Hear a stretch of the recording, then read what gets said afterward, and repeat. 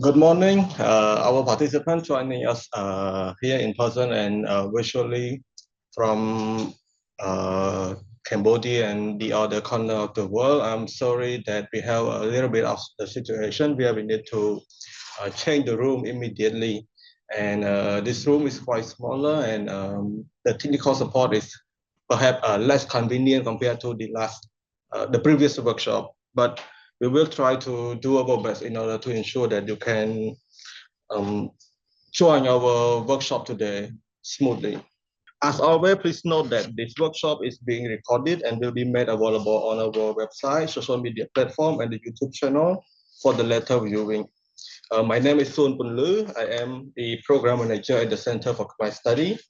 For those who is joining us for the first time here, CKS is a non-governmental and non-profit organization and a proud member of the Council of American Overseas Research Center, we can call 𝐀𝐻𝐿𝐻. Our mission is to strengthen research and research capacity in the social science, humanity in Cambodia and across the Mekong region. Our headquarters is based in Siem Reap, where our library is open for the public, and we also maintain an office in Phnom Penh. Building on the previous workshop on designing and applying method research, this workshop will explore the foundation of interdisciplinary research, including its key principle, strategy, and insight from our experienced trainer. The presentation will begin with a practical overview of the differences between disciplinary and interdisciplinary research approach, and will identify the intellectual capacity, personal value, and skill required for an interdisciplinary approach. The workshop will focus on the specific steps involved in conducting interdisciplinary projects, from defining the research problem and identifying relevant discipline to developing an interdisciplinary research.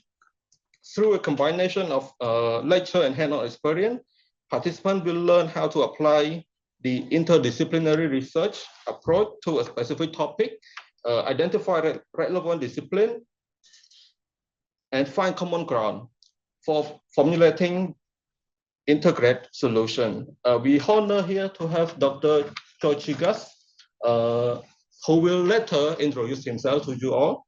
And this workshop is supported by the Australian government through the Asia Foundation, PES2 Data and Dialogue for Development in Cambodia program, the Resource Center of the Extraordinary Chamber in the Court of Cambodia, ACC, kindly provide the venue and facility for our workshop today. Without further ado, I would hand the floor to you, Dr. Chigas. Thank you, 𝐴. Hello, everyone, and thank you for coming. As 𝐴 just said, my name is George Chigas. I am a Emeritus Teaching Professor from the University of Massachusetts in the United States. And I now live in Cambodia. I've been living in Siem Reap since 2022. It's always been my dream to come and live in Cambodia. When I was a professor, I taught Cambodian Studies at the University of Massachusetts Lowell. And I did that for almost 20 years. I taught Khmer language and culture and history, but I also created an interdisciplinary program at the university. And that's why I'm making this talk today. I do have experience in teaching about interdisciplinary studies and how to design interdisciplinary projects. The first and hardest part about interdisciplinary research is saying the word interdisciplinary. It's a tongue twister, so we'll hopefully get better at saying that word today. So if I trip over the word, it's because it's not easy, and I understand that. But so the topic today, of course, is understanding the foundations of interdisciplinary research.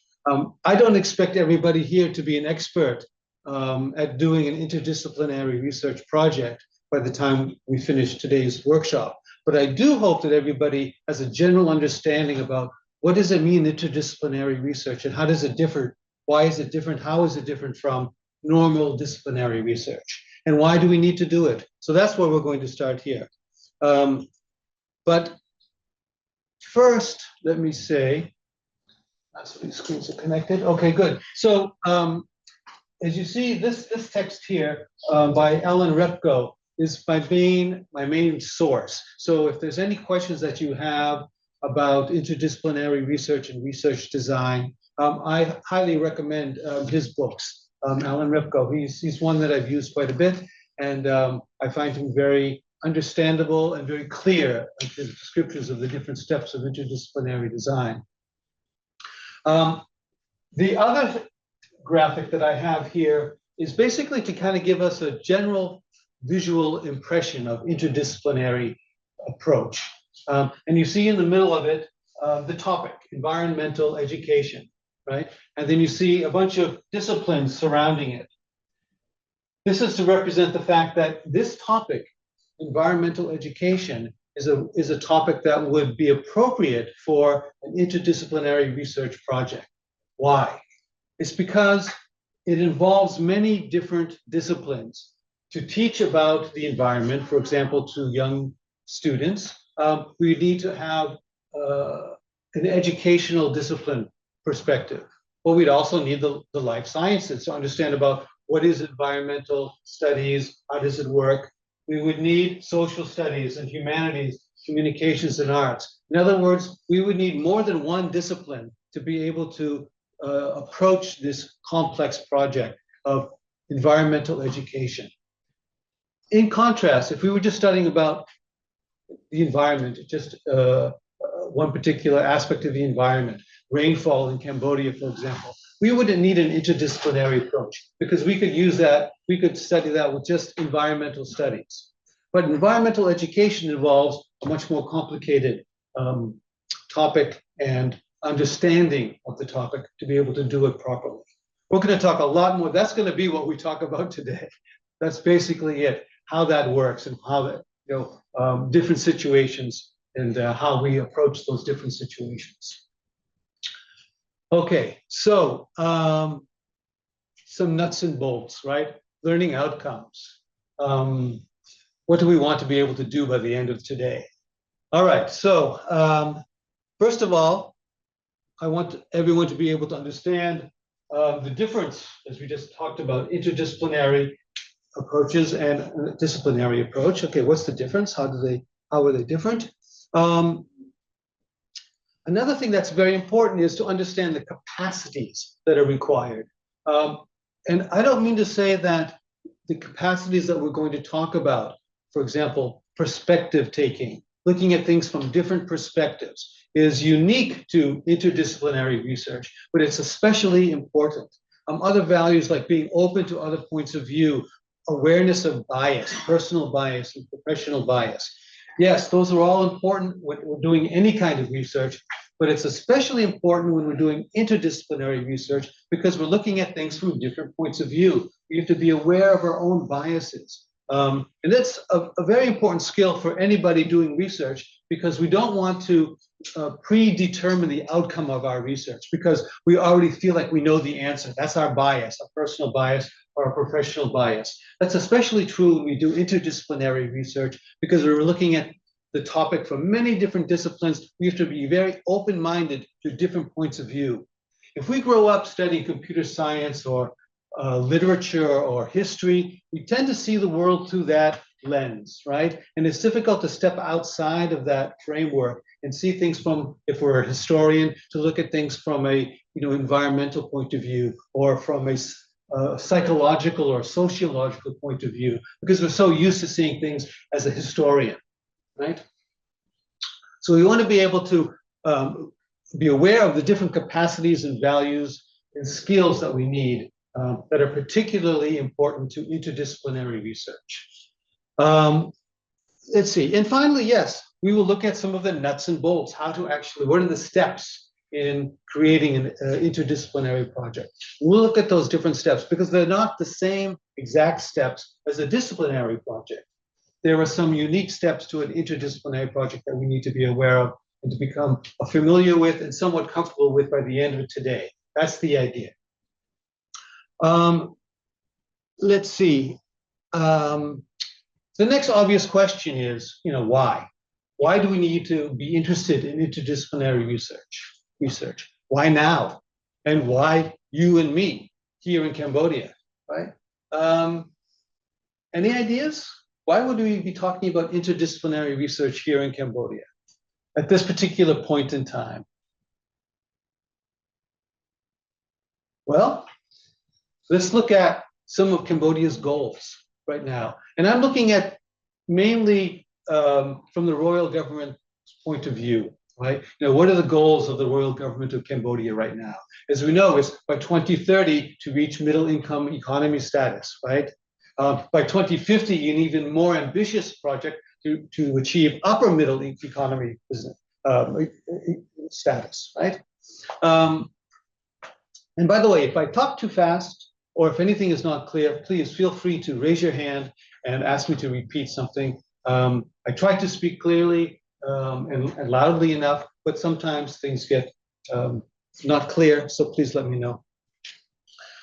Those are ambitious goals, right? Now, of course, we know that since the last election in 2023, with the convening of the 7th National Assembly, right, that a new pentagonal strategy was created. And in that strategy, many ambitious goals were identified, creating high-paying manufacturing jobs, not just depending on agricultural employment or textile industry or tourism, but branching out into more sophisticated forms of manufacturing, right?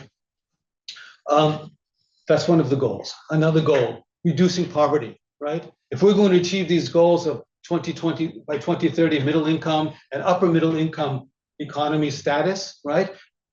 Poverty needs to be reduced. The goal is under 10%.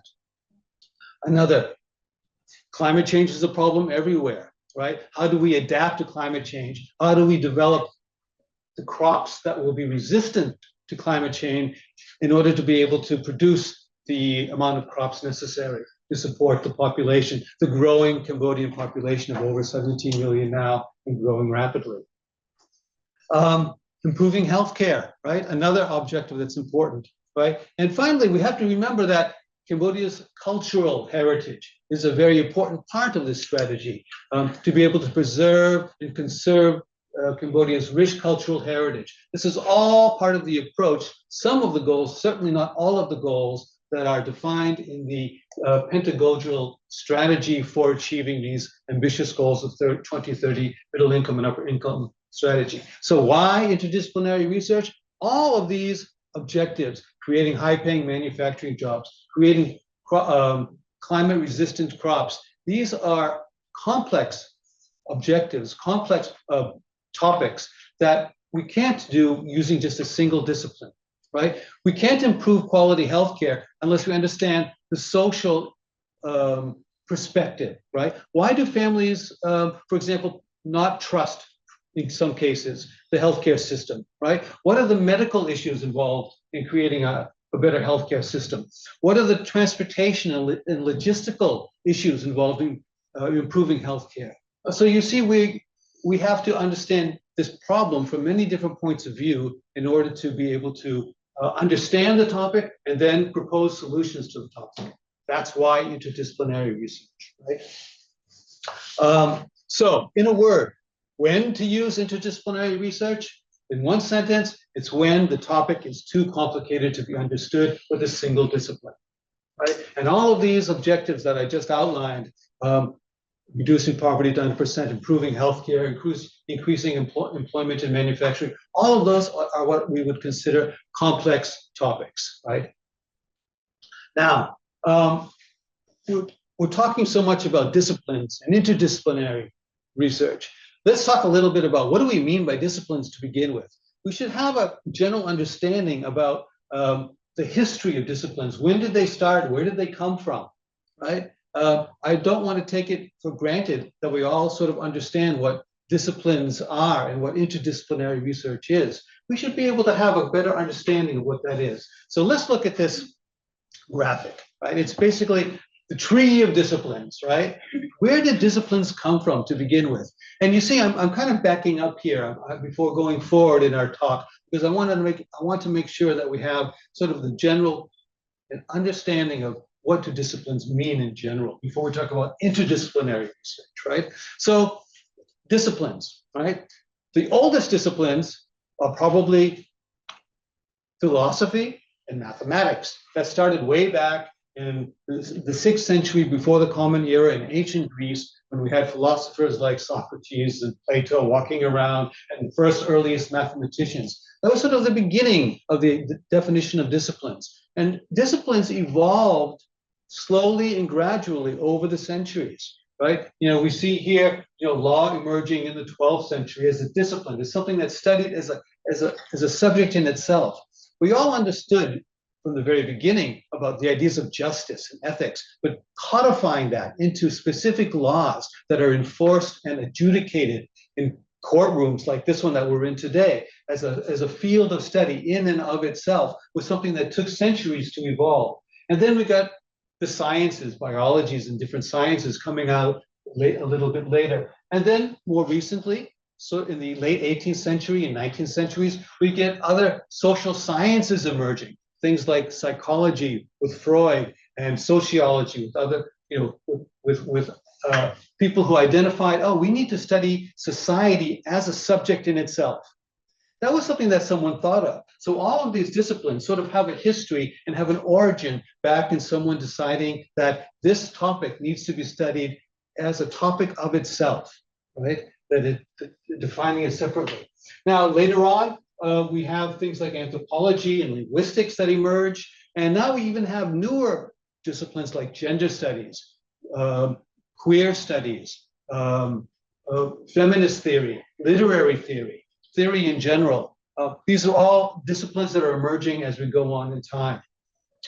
Now, the disciplines that I just defined are disciplines because they are institutionalized. And what do we mean by institutionalized? That means that they are practiced in an institution. And the institutions that I'm talking about, of course, are universities, right? So each university will now have departments in psychology, sociology, etc. And how is it institutionalized?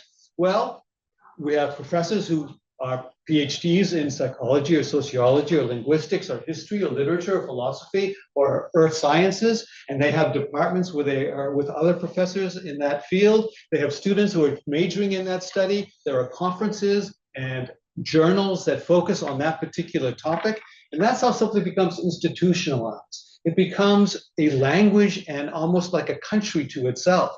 I'm a historian. I go to conferences with other historians. I speak and I publish articles in journals that focus on historical topics, that are specific to that discipline, not necessarily and usually not interdisciplinary.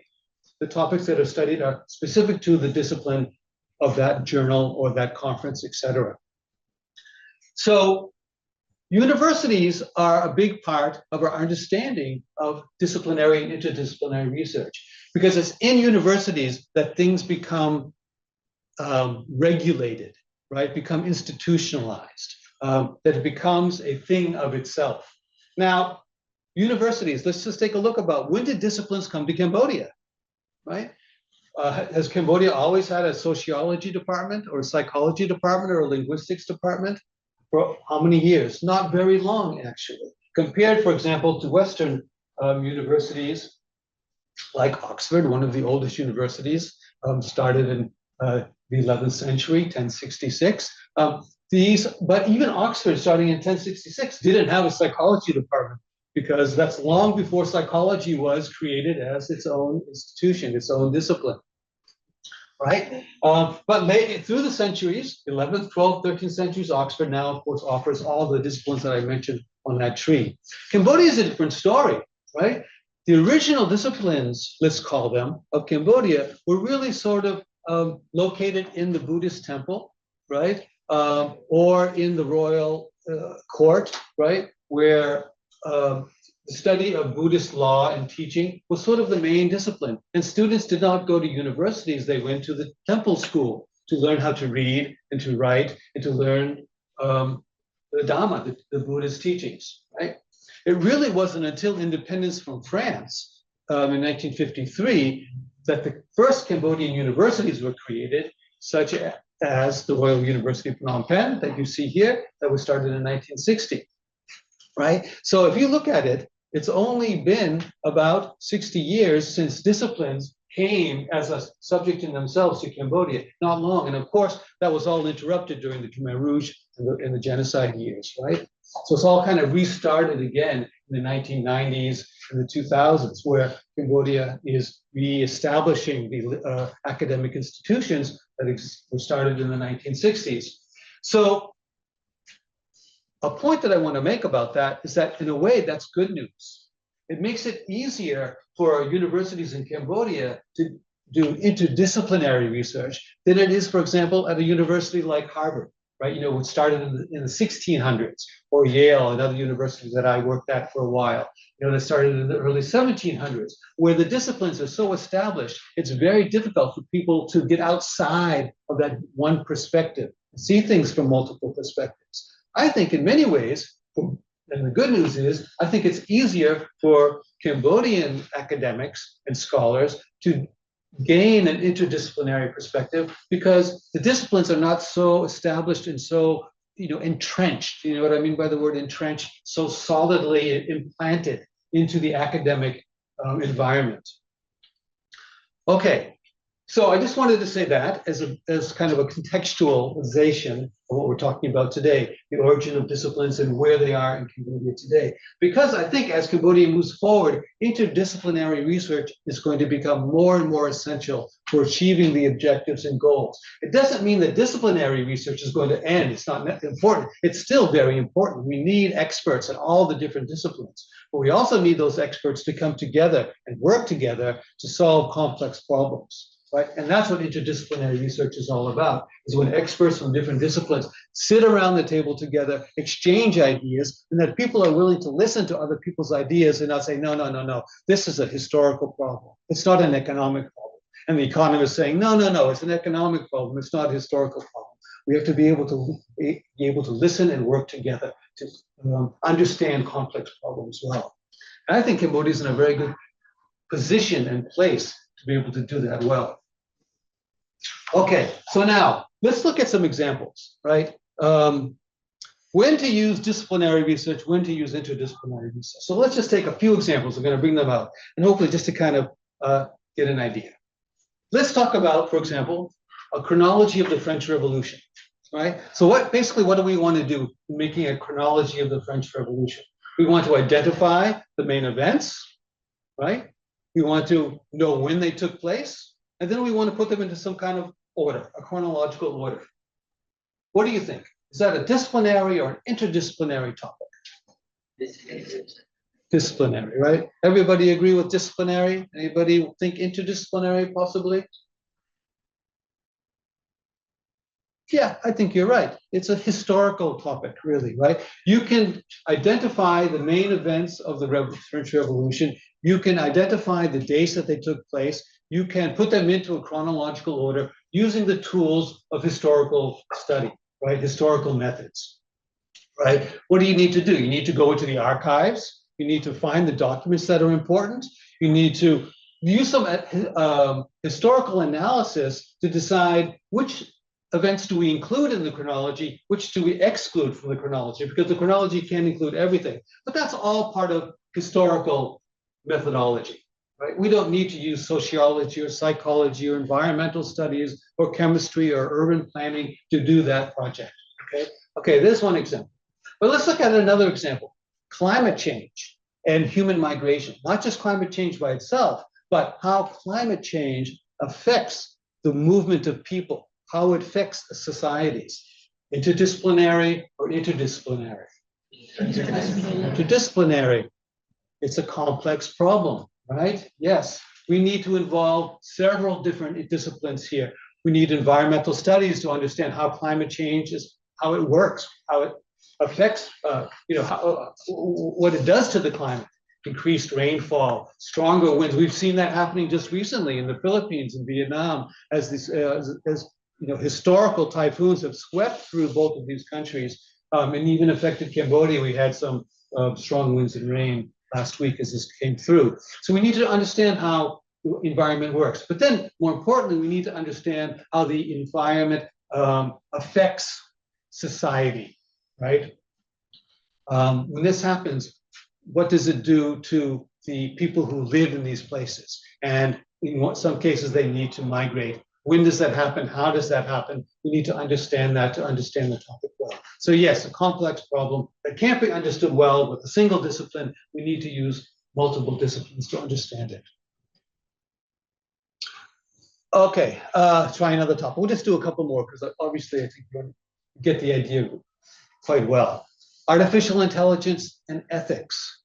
Interesting topic, right? It's a very common topic these days because artificial intelligence is the biggest thing to happen since the internet, right? It's affecting all of our lives in very substantial ways.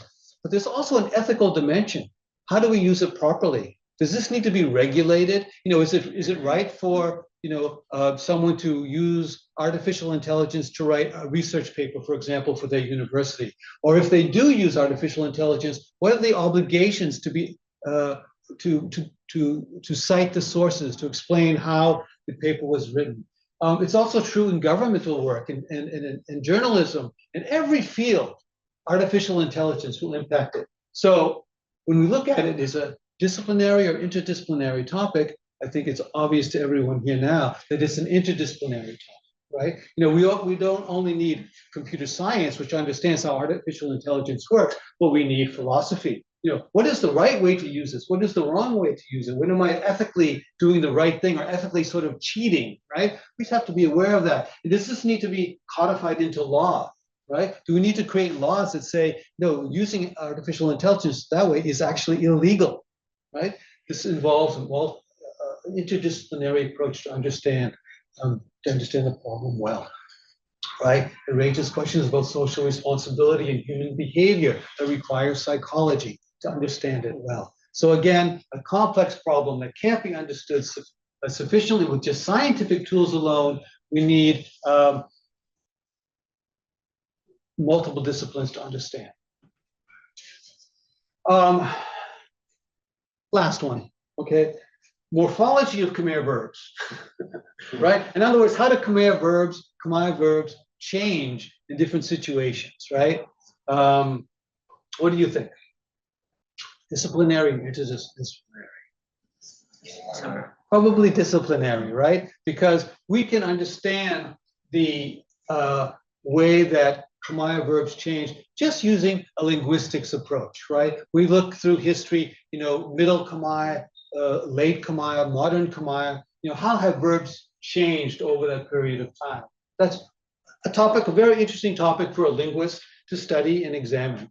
Now, this topic, after it's being studied, might become very useful in another interdisciplinary project. For example, if we're doing conservation of the Angkor temples and we wanted to understand the inscriptions better and how they work, we might need a linguist to come in and explain some of these issues about the morphology of Khmer language and verbs, for example, as we try to understand how to conserve the temples and the inscriptions in a proper way.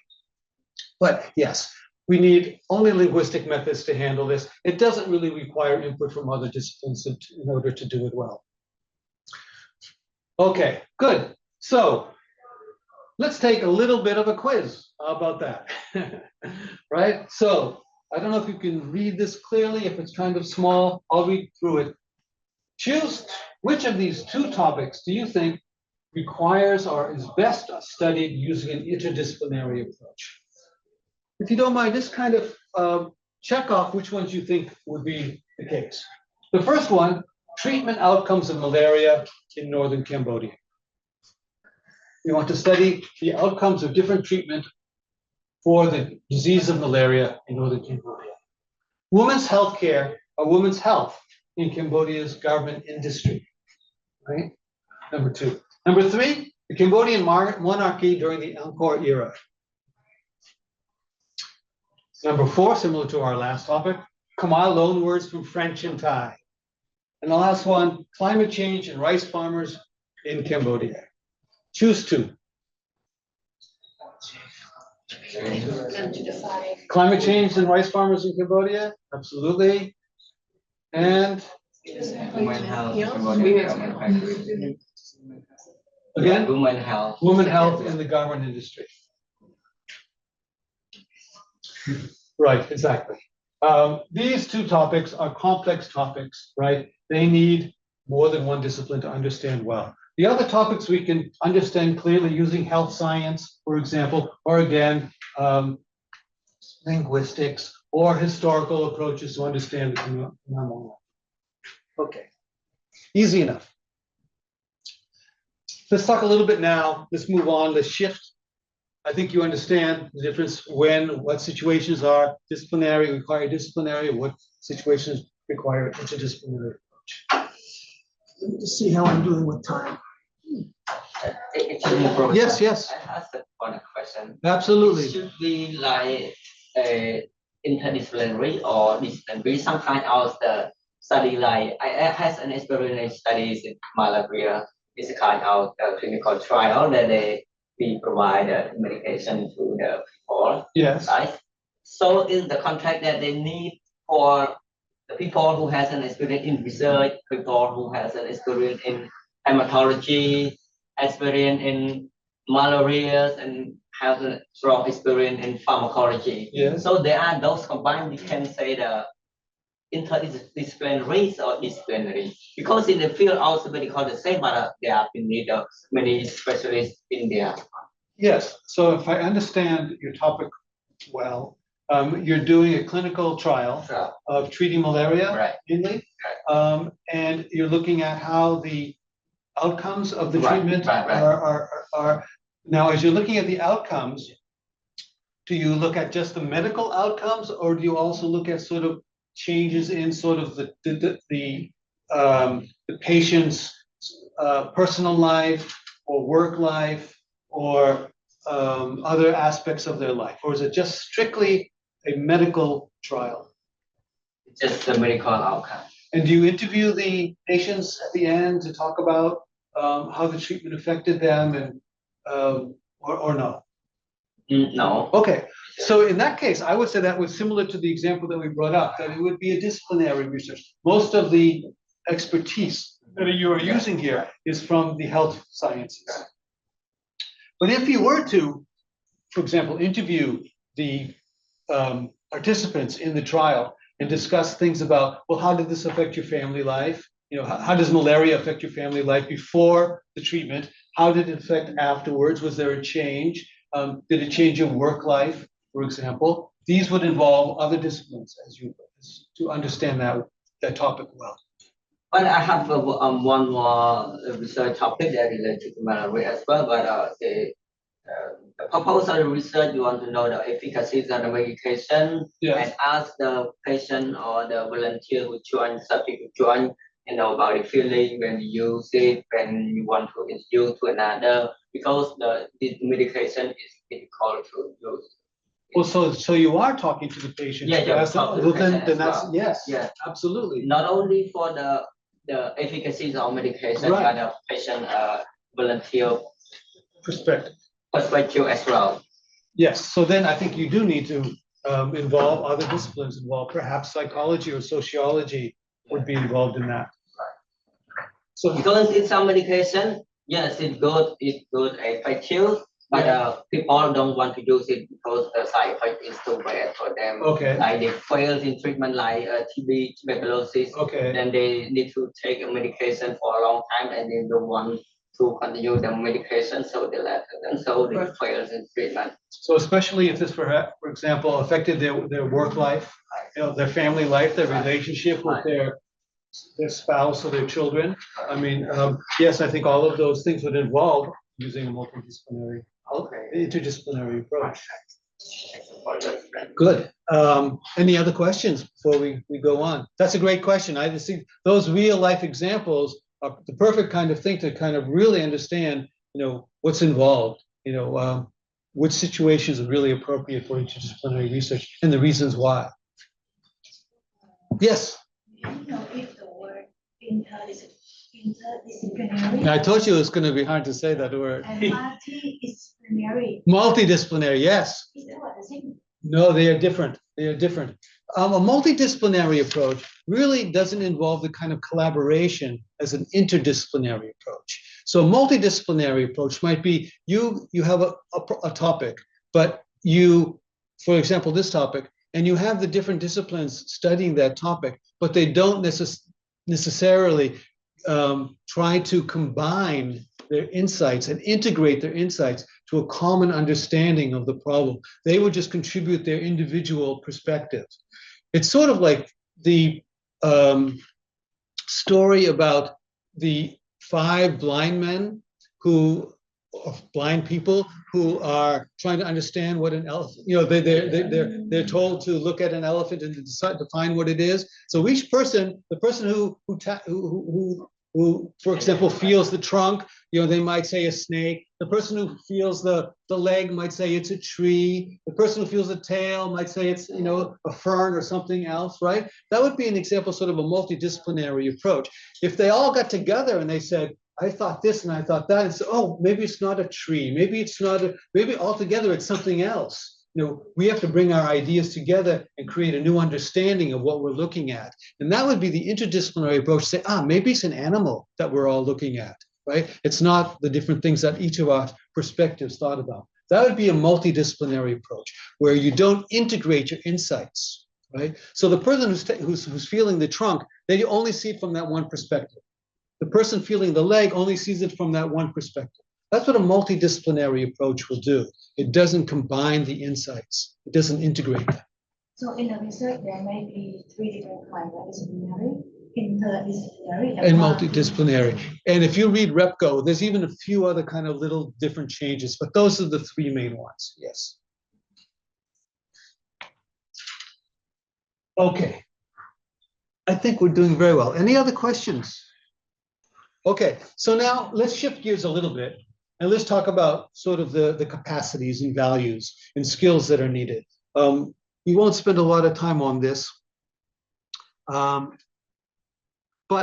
I do want to emphasize the importance of what we've already been talking about a little bit. So what are some of the capacities that are important? Perspective taking, right? That means being able to see things from different points of view, perspective taking. Critical thinking, right? Let's be able to then analyze what you're seeing, right? To analyze it. Integration. Now this is the big one for interdisciplinary research. Being able to take different points of view, find out what's important about those different points of view, then integrating them into a new way of understanding the topic.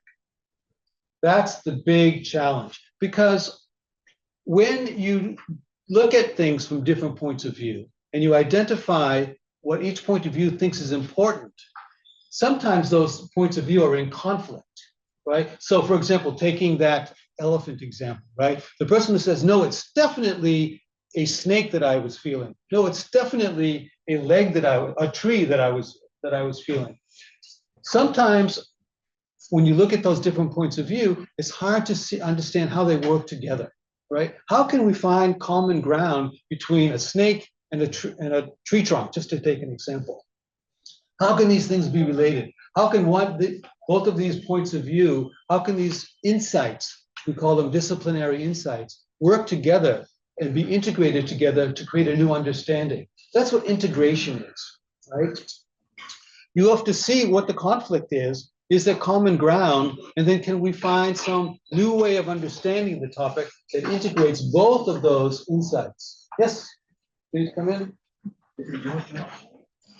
Yes, you can use that.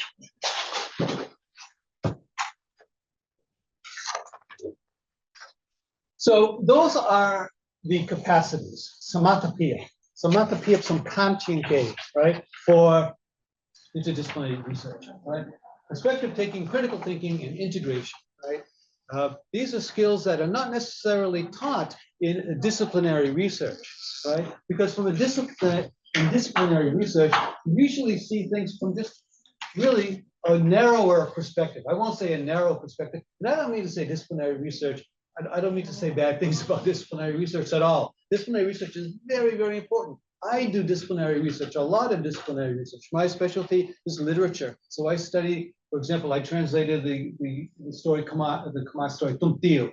And I used Tum Teav in a lot of different things. But my original thing was to translate it from Khmer to English and then understand the story well. But now I use it in interdisciplinary ways. I bring my disciplinary perspectives into an interdisciplinary understanding of the story, right? So let me just give you one quick example.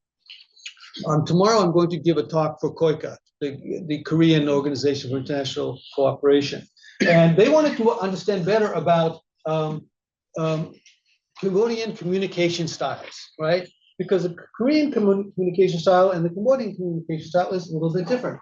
So I am going to use the story of Tum Teav to talk about, for example, respect for elders. That's an important part of Cambodian communication styles. So one shows respect for elders. Another one is that to use a polite and a soft tone, for example. It's not usually it's not preferable for someone to speak in a harsh or mean tone, right, when you're communicating together. Khmer in general would say prefer a soft and polite tone. There's other things involved, right? Preference for oral communication rather than written communication. Khmer in general prefer to use to say things face to face in person. This is all involved in kind of a Buddhist perspective, etc. So I'm going to use the story of Tum Teav to sort of explain further the showing of respect for elders. Does Teav show respect for her mother? Why doesn't she? Or do if people don't know the story of Tum Teav, excuse me for right now. But there's different cases where the story of Tum Teav is very good for showing those cultural characteristics of Cambodian communication style. That's how interdisciplinary research affects my personal research, even though my discipline is literature, right? That's what I do. But I've tried to learn how to use an interdisciplinary research to understand different topics as I go into Cambodian cultural history and Cambodian culture, as I study Cambodian culture in general. I don't want to study Cambodian culture just from a literary perspective. I want to understand the systems of belief, the communication styles, the systems of governance. How does animism affect Buddhism, et cetera, et cetera. It's all fascinating and interesting, but to understand it well, we need to look at it from more than one perspective, right? Okay, so yes, perspective taking. Now, there's some values, right? Personal values that come along with these capacities of perspective taking, right? So to be able to see something from different points of view requires what we call empathy, right? To be able to feel what someone else feels, right? And not just be stuck in our own world of feelings, right? That's the value of empathy is very important. Something else that I've already mentioned, recognizing bias, right? Knowing that we all have biases and for different reasons, right? We have personal biases, we have professional biases. It comes from our personal experience, right? If our personal experience sees things from only one point of view, we're likely to see the rest of the world from that one point of view. So to understand and recognize our personal bias, we need to get out of our comfort zone and see things from different points of view, right? In order to recognize it more clearly. It's surprising how many great scholars are handicapped by personal bias, but they're so sure. I mean, many people I know are very, very smart people, but they are already sure they know the answer to the problem before they even really analyze the data, right? That's the example of bias and personal and professional bias. And along these lines is the idea of tolerance for ambiguity. As we get out of our comfort zone, as we look at things from a different perspective, things will become less clear to us, less certain. We have to train ourselves not to be afraid of that or nervous about that. We have to be comfortable with the idea that things don't always have a definite answer, that as we study a very complex problem, it usually leads to more questions. And this is true of disciplinary research too, of course, right? As we study anything, it raises new questions and it makes the answer maybe a little bit further away than we thought it would be. We thought at the beginning of our research we'd come up with the final answer to the problem, but no, it usually leads to more questions. But hopefully we've learned something along the way. But we've learned something along the way because we are comfortable with the idea that we can have uncertainty, right? Uncertainty is part of doing academic work. It's the fun part of doing academic work. We're not going to come up with 2 + 2 = 4 every time, right? 2 + 2 = 4 plus or minus, depending on the situation, right? That's what everything is, it's contextualized. Okay, let's talk a little bit more about perspective taking. I think I've already talked about this enough, so we don't have to go through it too much. But how do we acquire the ability to see things from different perspectives? There are certain things that we do. You know, travel and reading are, for example, important. You know, if we just spend all our time in one particular situation or context, it's unlikely that we're going to have to see things from different perspectives. But when we travel, when we read, when we look at things from different perspectives, we're required to do that. Reading others from outside your comfort zone, right? All of these things. What does it do? It reduces stereotyping, right? The idea that because something has certain characteristics, it means it belongs to a certain group.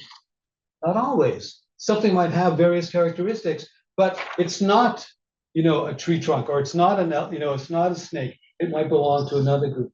Just because something has certain characteristics, it doesn't mean it belongs to a certain category or group. So we need to be aware of our avoiding that kind of thing. Stereotyping, very dangerous. Okay. Increases creativity, another value of perspective taking. All very good. Critical thinking, right? The ability to analyze and critically assess the topic, the information, the data that we're looking at. This requires being detached from it also. You know, that's an interesting point of, thing about critical thinking.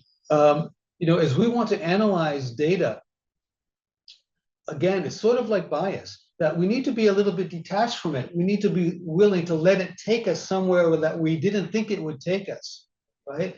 Part of critical thinking and analysis means of being comfortable with ambiguity, comfortable going into, let's say, the shadows, into someplace unknown that's dark and unknown to us, but willing to shine a light on that, right? So being detached, right? In other words, not being committed to a certain perspective, a certain answer before we begin. Okay, yes, doing that enables us to evaluate and integrate disciplinary insights. We're going to talk about integrating disciplinary insights more as we go on. Intellectual dexterity, right? It gives us more freedom and movement. Okay, critical, to be able to use a broad spectrum of knowledge, etc. It's interesting, this idea of dexterity and be able to see things in new ways. I don't know, anybody remember the first picture taken from space of the Earth? It's like the late 1960s, 1968, where the astronauts went up into space and they took the picture of the Earth as the moon, I think, was rising behind it. It was the first time ever of seeing the Earth as a whole thing, and not from a very close point of view, like only seeing from where we are now. But it was it was a revelation to many people to see the Earth not divided up into countries or into different sections, right? Which is what disciplinary thinking does, but seeing it as a whole and seeing that the Earth exists as a holistic entity, right? That is the idea of being, detached and being able to be open to a comparative point of view. And I think that image really describes that experience of seeing things in new ways that are different from things that we've seen and been used to and been taught before. as we talked about before, this is the big one when it comes to interdisciplinary research, integration. Integration of different disciplinary insights. There's always going to be sources of conflict, right? Different disciplines are going to emphasize different things that are not sometimes compatible with other points of view. So we need to find common ground. How is it? Yes, that's true. We have differences, but are there things that are similar between our point of view as a common ground that can help us understand the problem better, right? Yes, the psychologist might be firmly convinced that it involves the problem that we're looking at. For example, PTSD involves sort of a psychological neuroses, right? Or not necessarily neuroses, but a psychological problem such as intrusion, where the traumatic event intrudes upon our daily lives through, for example, nightmares or sudden panic attacks, for example. But the sociologist says, yes, that's true. But you know what? PTSD also affects our relationship with other people. We become more distrustful of other people because of PTSD. We're unable to have meaningful relationships. Okay, so the sociologist and the psychologist need to see, yes, those are two different points of view and they're both valid, but can we have common ground here to help us understand the effects of PTSD on, for example, of survivors of the Khmer Rouge. We're going to talk about that exact topic a little bit later today. So yes, there's something called the process of healing that both of these things are part of, right? Overcoming those moments of intrusion where the traumatic event affects our daily lives. And yes, does affect our relationship with other people. They are both part of the process of healing that is our common ground. How do we support the survivors' process of healing? We need the psychologist and the sociologist to bring their insights together so we can understand how that process works better. Okay? So there's where integration comes in. Right? It's finding that common ground, even though each discipline has its own particular insights, it's finding where those insights come together, right? It can be integrated. And construct a more comprehensive understanding of the problem. Okay, that's the big payoff of interdisciplinary studies. That really is not as accessible to us if we just look at something from a single discipline and do a disciplinary. Okay, I just want to check the time for a second. I am going to go forward a little bit here. I think we've done this well. I think we understand the capacities and values. And I'm going to skip ahead. Let's see if I can do this. A few slides.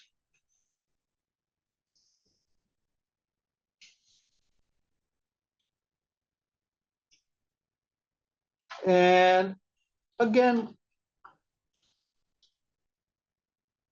let's take a little quiz, right? Interdisciplinary capacities and values.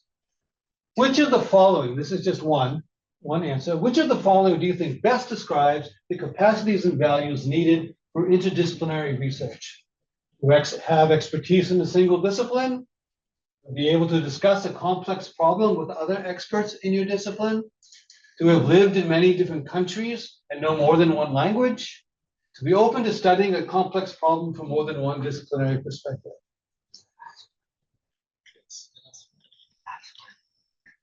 Pretty easy, right? Okay, so yes, to be open to studying a complex problem from more than one disciplinary perspective. All of these things, other things are very important and true, but the last one is the best answer. Okay, now let's go into the next section. So we have an understanding of when a disciplinary approach is appropriate, when an interdisciplinary approach is appropriate. We have an understanding of the skills and values necessary to pursuing each of those approaches. So how do we do it? Let's talk about the different steps.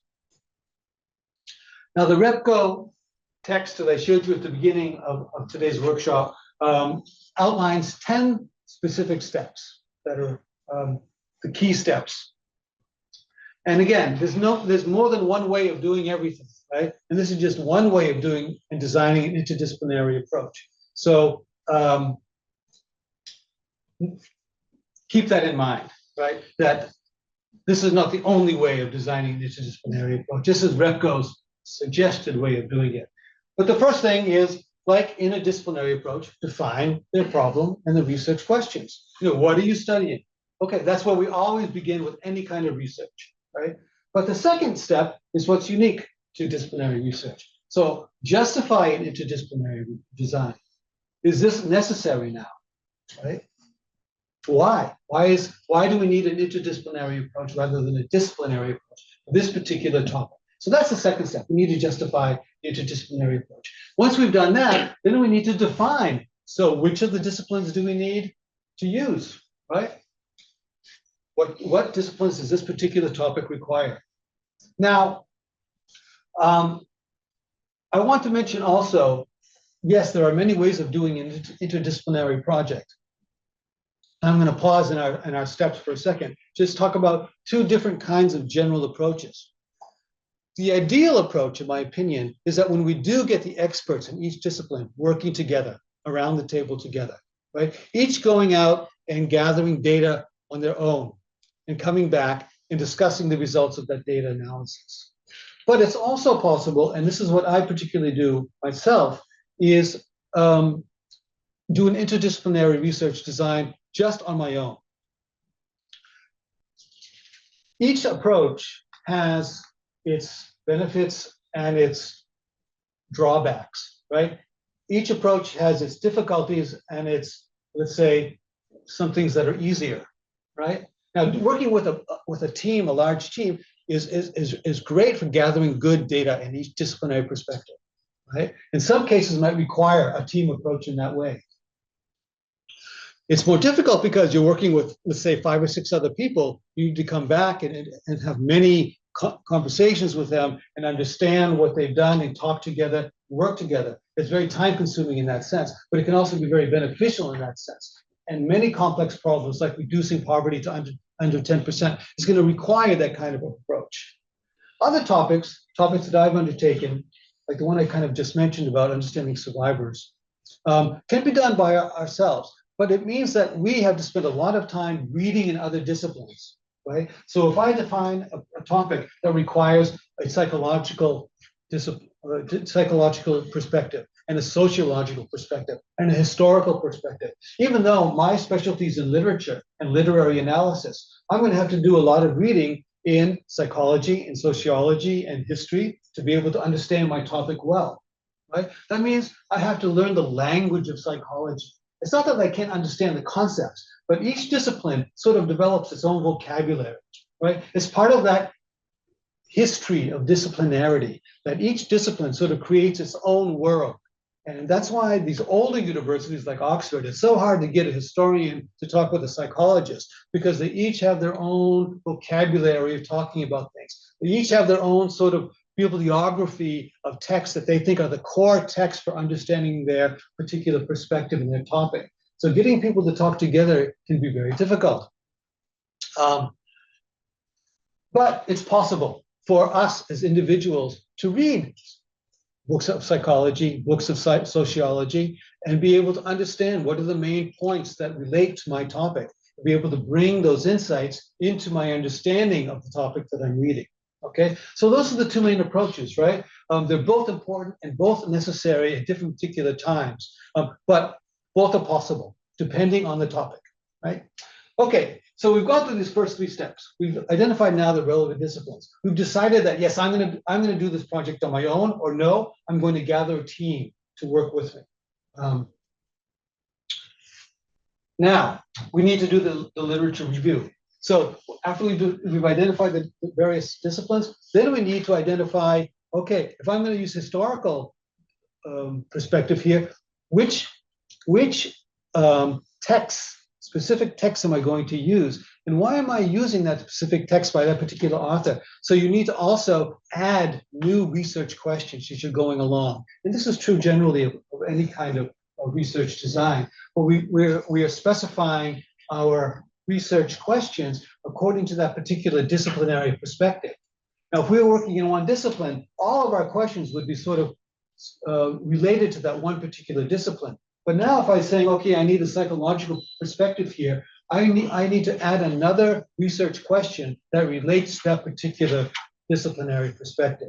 So if I'm looking at survivors, and we're going to look at this example later, I need to, and I have a psychological perspective, I have to ask a new question. What do I want to learn from the field of psychology to help me understand my topic better? And this will be clearer as we go and look at a specific example. I just want to go through the steps right now. And then, this is the key one, identify the disciplinary insights. Now, in a disciplinary design, right, number 5 would be sort of what we would call gathering data, right? You know, in a typical disciplinary approach, yes, we just find our topic and our research questions, we would do our literature review, and then we would gather our data, right? We define the tools that we'd use to gather our data, whether it's going to be doing an experiment, or doing interviews, or doing on-site observation, and then we would gather our data. That's what we mean by identifying the disciplinary insights. If I'm doing a project on my own and I'm doing all of this reading, and I'm getting a lot of information about the psychological perspective on my topic, I have to be able to say, which is the insight that's most important to my research? Okay? Which is the insight that's most important to my research? That's difficult to do. But we also do that in disciplinary research as well. As we gather data, not all that data is going to be particularly important, but we need to find out what are the sort of like the analytical facts that we can get out of the data that we've gathered that helps us understand the problem better, right? Now, the next 5 questions really all kind of go together in a way. To analyze the disciplinary insights, to find conflicts, to find the common ground, and then to integrate them. These 4 are really all part of data analysis. But doing data analysis in an interdisciplinary structure involves a different kind of data analysis than in a disciplinary project, right? This is the data analysis. That's very complicated to do. We're going to talk more about that as we go over our specific example. Now, finally, you put it all together, and then you kind of create your you write your paper, you write your proposal, you articulate all of this together in some kind of solution, but then you go ahead and test your solution as well. These are the next steps of any research project.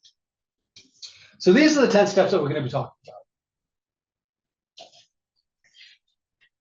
The key steps, step 5, identify the interdisciplinary insights, and then 6 through 9, integrating these insights by finding common ground, is heart and soul of interdisciplinary research.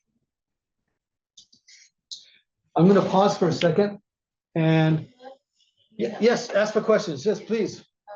When you steps like room that you can do, but during the processing, I feel that it's not possible. Would you please have an example for us that you have experience on how to what was step 1 to 5 that you also the processing of Okay. research, and would you please example like sometimes. That's exactly what we're going to do next. Yeah. That's exactly what we're going to do next. Absolutely. Right. So this was just to define them, and then we're going to show how it works. Right. Okay. I think I'm going to skip my funny little quizzes here. Well, why not? Let's just do it. Which of these steps are unique to interdisciplinary research? Literature review, justifying an interdisciplinary approach, collecting data, identifying the insights, analyzing the data, integrating the insights. Choose 3. Justifying an interdisciplinary approach, obviously, that's 1. Identifying the insights, that's another. And integrating the insights, that's the 3rd. Okay, good. Okay, now, let's take an example. This is a project that I've been working on for years, right? And as I mentioned before, my expertise is in literature. When I graduated from university initially, I had a degree in classical literature, American literature. And then in 1985, I got first interested in Cambodian culture. I was living in the United States, and there were many refugees coming to the United States at that time, from 𝐸𝐷, from Site 2, from the Philippines, where I went to work later. And I got very interested in Cambodian culture. I married a Khmer woman. We were married for almost 40 years. And we went together to work in Site 2, 𝐸𝐷. I don't know if you've heard of any of these names before. Philippines Refugee Processing Center, et cetera, et cetera. It's very interesting. But as I studied the Khmer culture, naturally coming from my point of view of someone interested in literature, I became initially interested in Khmer language. Like, oh, this is a very interesting language. How does it work? And so I started to learn how to read and write and to speak Khmer. I'm still not very good at it. I'm sorry to say, but I can read and understand Khmer. But as we worked in the refugee camps, of course, naturally, we met survivors, right? And that's when my interests kind of combined, right? My interest in literature and my interest in survivors and the experience of survivors. And I started to look at, well, first of all, working in the camps, people, we spent much of our time, my wife and I, we spent much of our time sitting with Cambodian survivors in the places where people lived, and of course, are very difficult conditions in 𝐸𝐷 and in Site 2, and listening to people tell us their stories, and getting to know people, and understand who they, their experiences. Later on, I started to read some of the earliest examples of what I later called Cambodian survival literature, right? The first one is the Cambodian Odyssey by Heng Ngor, right? It's what I think is the best example. But I've got others, Van Nat. I'm sure you've all heard of Van Nat, right? He's the survivor of S21, whose paintings are all over the 𝐶𝐿 Museum. Luong Ang, I'm sure you've all heard of her, with Angelina Jolie's First I Killed My Father, who made her book into a movie. And another one I don't think you probably heard of is Years of Zero by someone, 𝐸𝐸 𝐷. I know 𝐸𝐸 𝐷 personally because he lived in where I lived in Massachusetts. We became good friends. But he's a very interesting person, and the story is very interesting. So I got interested in Cambodian survival literature. And as I got interested in, as I read these different books, and I read others as well, but I focused on these four. I wanted to focus on these four. And the question came up to me. Let's see if I can go through this. Why? Why do they write their story, right? Why do some, not all, survivors feel compelled to tell their story, right? And I call this the will to bear witness. What is behind the will to bear witness? And it's not as simple a question as you think. Like, there are many obstacles to that, right? There are many obstacles for a survivor to tell their story, right? One is the trauma, the difficulty of remembering the events that took place, right? Not everybody wants to go back and remember the horrible things that happened, right? But in order to tell your story, that's a necessary part of telling one's story, right? Another problem, another obstacle, is that it's hard to tell the story. The events that took place, the crimes that took place under the Khmer Rouge, are not normal events, right? They're very unusual events. And we're not used to describing events like that. Do we even have a language that can adequately describe the things, the events, the experiences, the crimes that were witnessed, right? So that's the second difficulty. Being able to describe the events in a way that is,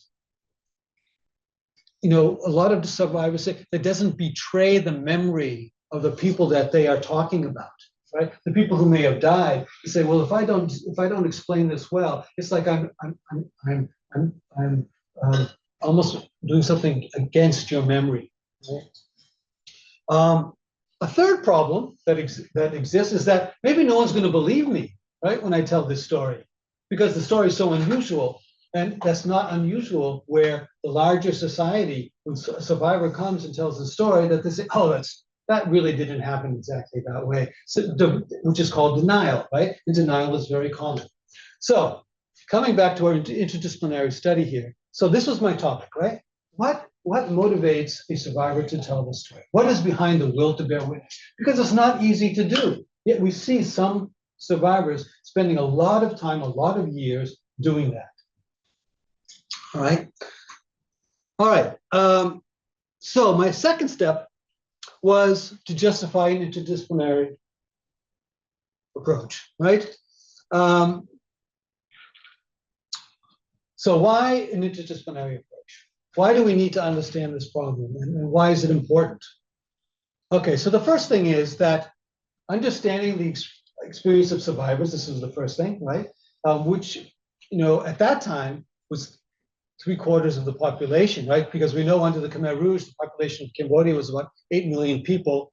Approximately 2 million people died, which meant that there are 6 million survivors of that experience, right? So 3/4 of the population in 1979 were survivors, right? So, and many of those survivors are still alive today. So understand their experience is important to understanding what Cambodia is about today. And of course, we come across this, it's not only just survivors, but it's transgenerational trauma. So understanding the experience of survivors is a key element of understanding about what Cambodian culture is today. And if the Cambodian government is trying to accomplish the goals that we talked about at the beginning of our workshop today, of achieving these ambitious development goals, being able to understand the population and who they are and what their limitations are and what their strengths are is important. And I feel that this research is part of that project, is to understand the experience of survivors is necessary for understanding what Cambodia is about today. Now, to do that, we need to look at more than one perspective, right? It involves education, public health, psychology, sociology, economic development. To understand this topic requires many perspectives to understand well. Okay. I don't think it was very difficult to justify an interdisciplinary perspective design for a project like understanding the will to bear witness among Cambodian survivors. We're talking about, many different things. We're talking about history, right? What happened? Right? What happened during those 3 years, 8 months, and 20 days under the Khmer Rouge? Right? What exactly happened? The other question, that's a historical question, right? What happened and where? Who, what, and where happened? The other question political science brings in is, why did it happen? What was behind the policies? What policies created these, what we call conditions of extremity, right? What was the ideology of the Khmer Rouge? So that's what political science. Now, as I'm studying these different books of survival literature, I need to understand that to be able to understand their stories well, right? So I need to read the history, the Ben Kiernan and the Steve Heder and the Campbell Lee D. I don't know if there's another, David Chandler as well, obviously. Political science, we need to understand, do a lot of reading about, from Michael Vickery and Stephen Heder about what was some possible understandings of the policies that were made. Ben Kiernan also goes into that quite a bit.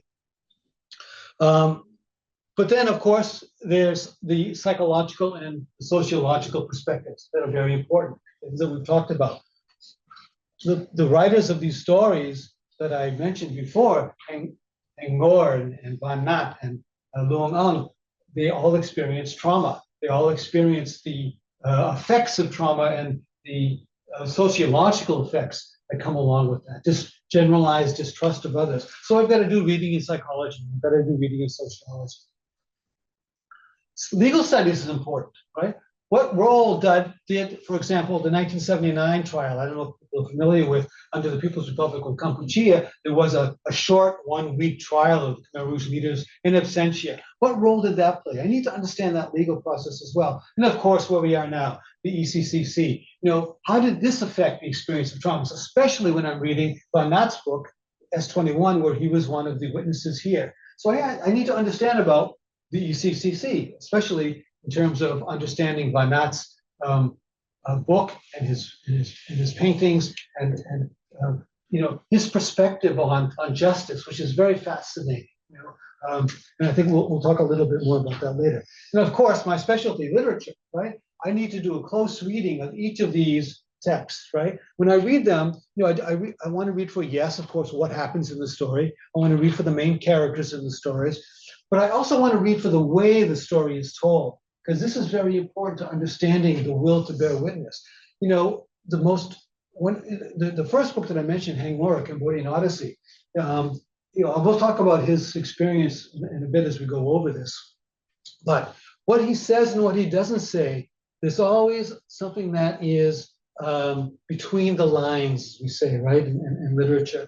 There's something that's between the lines, that is between from what he says and what he doesn't say, that tells us what's behind his will to bear witness. Because that's my question when you're reading of each of these 4 texts. Why did this person write this book? Right? Why did they want to bear witness? What's behind their will to bear witness? And that's a fascinating question, or at least it's fascinated me for many years as I've been studying this question from all of these different disciplinary perspectives to try to get a better understanding to answering that complex question. Right? It's not a simple question. Okay, Holocaust studies. Need to mention that. We're not alone here in studying Cambodian survival literature. Of course, unfortunately, there have been previous genocides. And the Holocaust is perhaps the one that provides most useful psychological and historical and sociological and literary information that we can learn from as we're studying the Cambodian case, right? So it's kind of a comparative analysis as well. But reading a lot of Holocaust literature was very useful to me as I was trying to understand the Cambodian survival literature, right? So all part of this interdisciplinary process of studying things from different perspectives. Okay, so as we identify the relevant disciplines, as I mentioned before, we need to compose new research questions, right? Not only just the question of why do survivors produce survival literature? Why did these writers produce this work? What is the will to bear witness? What does it mean, right? But for each discipline, we need to have our own questions, right? As we're reading each of these texts. Well, first of all, what were the living conditions like under the Khmer Rouge? I need to understand that very well, right? What were the policies that led to these conditions, right? Understand that. Because that is all part of understanding the books that I'm reading. How does trauma affect Cambodian survivors? Very complicated question in itself, right? What does trauma do to someone? How does it affect their behavior? Some psychologists even say that it affects the bio and chemical pathways of the body, that it creates trauma can create a permanent change in the DNA of the survivor that becomes passed on to the next generation. This is all very interesting and very fascinating, and also very important for me to understand the will to bear witness, right? Sociology, right? How does it affect society? I've already mentioned the idea of generalized distrust, where after experiencing the genocide, people don't trust other people, and understandably, right? After your own people have done something like this to you and your family and everybody that you know, you're not going to want to trust it. I found this very true in my wife, who was a survivor, that she was very distrustful, even of me. So I found that that idea of distrust affects personal relationships, it's very difficult to have a close interpersonal relationship if you don't trust the person you're in the relationship with. But it's understandable why. And when we look at the 4 books that I talked about, that idea of trust is a very important concept that comes through and is part of their will to bear witness as well. Because why? They have to have some trust in the larger society, in the readers who are going to read the book, that they're going to believe what they're saying. Right? If you start writing with the idea that no one's going to believe me, I don't trust anyone anyways, right? What reason would you have to bearing witness? If you're like, why not? And you survived S21, and you want to tell the world what happened in S21, if you don't believe that anyone is going to believe you, or if you don't believe in the justice system, because of course that was he wanted to see that, because of course he became a witness at the 𝐸CCC. If you don't think that anyone's going to believe you, if you don't believe that there is the possibility of justice, right? Why would you testify at the 𝐸CCC if you didn't believe in justice, right? If you distrust the whole system. And many survivors are very distrustful. And if we looked at some of the research that was done on the 𝐸CCC, many people didn't think it was going to have any positive effect, right? I believe it did in many different ways. But there was a general distrust of, oh, it's going to be corrupt, it's going to be totally political. And some of that was true, of course, right? But there were good things that came out of it, right? And getting back to our point, the will to bear witness for Vanat, it was important for him to feel some trust in the system of justice in order for him to do what he did. But he didn't always feel that. When he first survived, he didn't always feel that sense of trust. Okay. Let's see here. I want to just get to a couple more slides, and we're right on time. It's good. We'll come back after our break and look at the disciplinary insights. You know, what did I learn from each of these disciplines? What were the insights? And then how did I integrate them together? We'll do that all as we come back, after we come back from our break. But I just want to get to that point now. And I've kind of talked about this already. So, I'll continue, yeah. We've already talked about this. We've already talked about this. And genocide studies, what can we learn from, for example, comparative analysis with Holocaust literature? And now we conduct a literature review. But as I mentioned before, conducting a literature review in an interdisciplinary research project is a little bit different than doing it in a disciplinary project.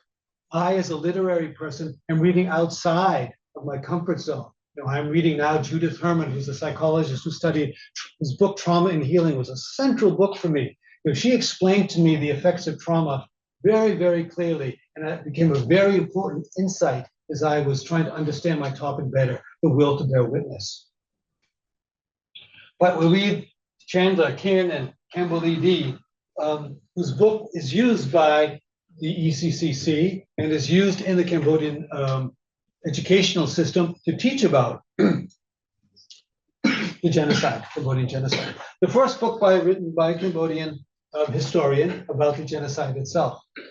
Of course, Campbell Lee was worked for DCCAM, Documentation Center of Cambodia. I worked with Campbell Lee quite a bit. A great young man who's gone to work in the Cambodian government now. I think Ministry of Education. Anybody know?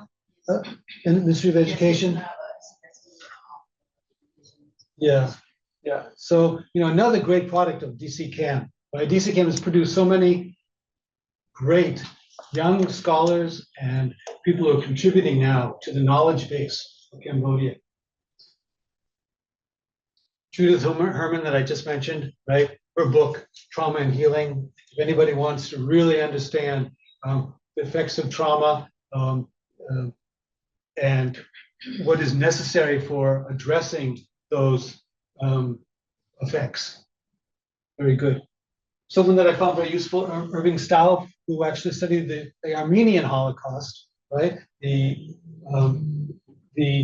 genocide of the Armenians in Turkey before World War I, right at the beginning of World War I. He was very useful. But doing this comparative approach is very useful to me. Legal studies, John Quigley, John Ciorciari, he also worked for DC-CAM. So reading through all of these things, I needed to understand, John Quigley, he wrote the book about the 1979 trial, where Pol Pot and 𝐸𝐸 𝐸𝐸 were tried in absentia by the PRK, People's Republic of Kampuchea.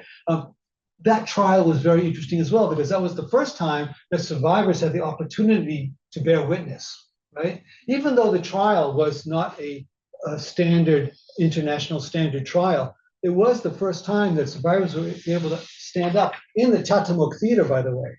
Everybody knows where the 𝐀𝐻𝐿 Theater is, not far from here. That's where that trial took place for 5 days. And it was well documented. But it was very important for me for understanding the process of healing, which is one of the insights that I got from reading these various texts. Literature, understanding there is something called the poetry of witness. And that was very interesting for me.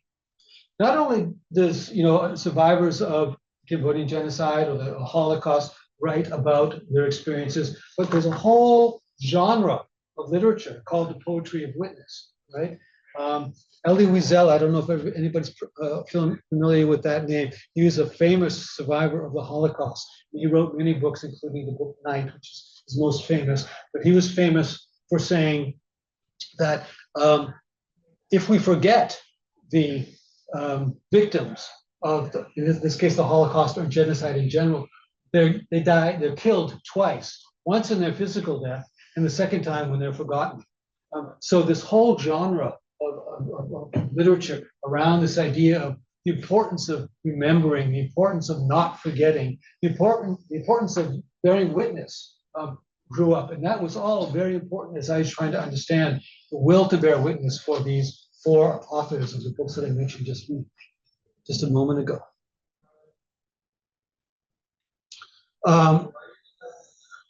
So this is the last thing I'll say before we stop for our break. I know I could use a break. I can imagine you do too. But as I was doing this, there are really 2 sources of data, and that's what the disciplinary insights come from. So the 2 sources of data were, because since I did this project on my own, right? I didn't work with a group. I had to gather all of my data on my own. So the first source of data was obviously from the memoirs. That's my primary source, right? That to me is my primary source. And that's where I'm going to get most of my important information. But I also got them from interviews with other survivors and with observations. For example, when I worked in 𝐸𝐿 Dang, when I worked in Site 2, I was able to observe quite a bit the experience of survivors. All of that was from my primary sources. But the secondary sources was archival. And those are all those texts that I mentioned before, but that I read in different disciplines. And I tried to understand what is the important thing from this text that I need to take out and use and identify in my analysis in steps 6 through 9 of the 𝐸𝐸 approach.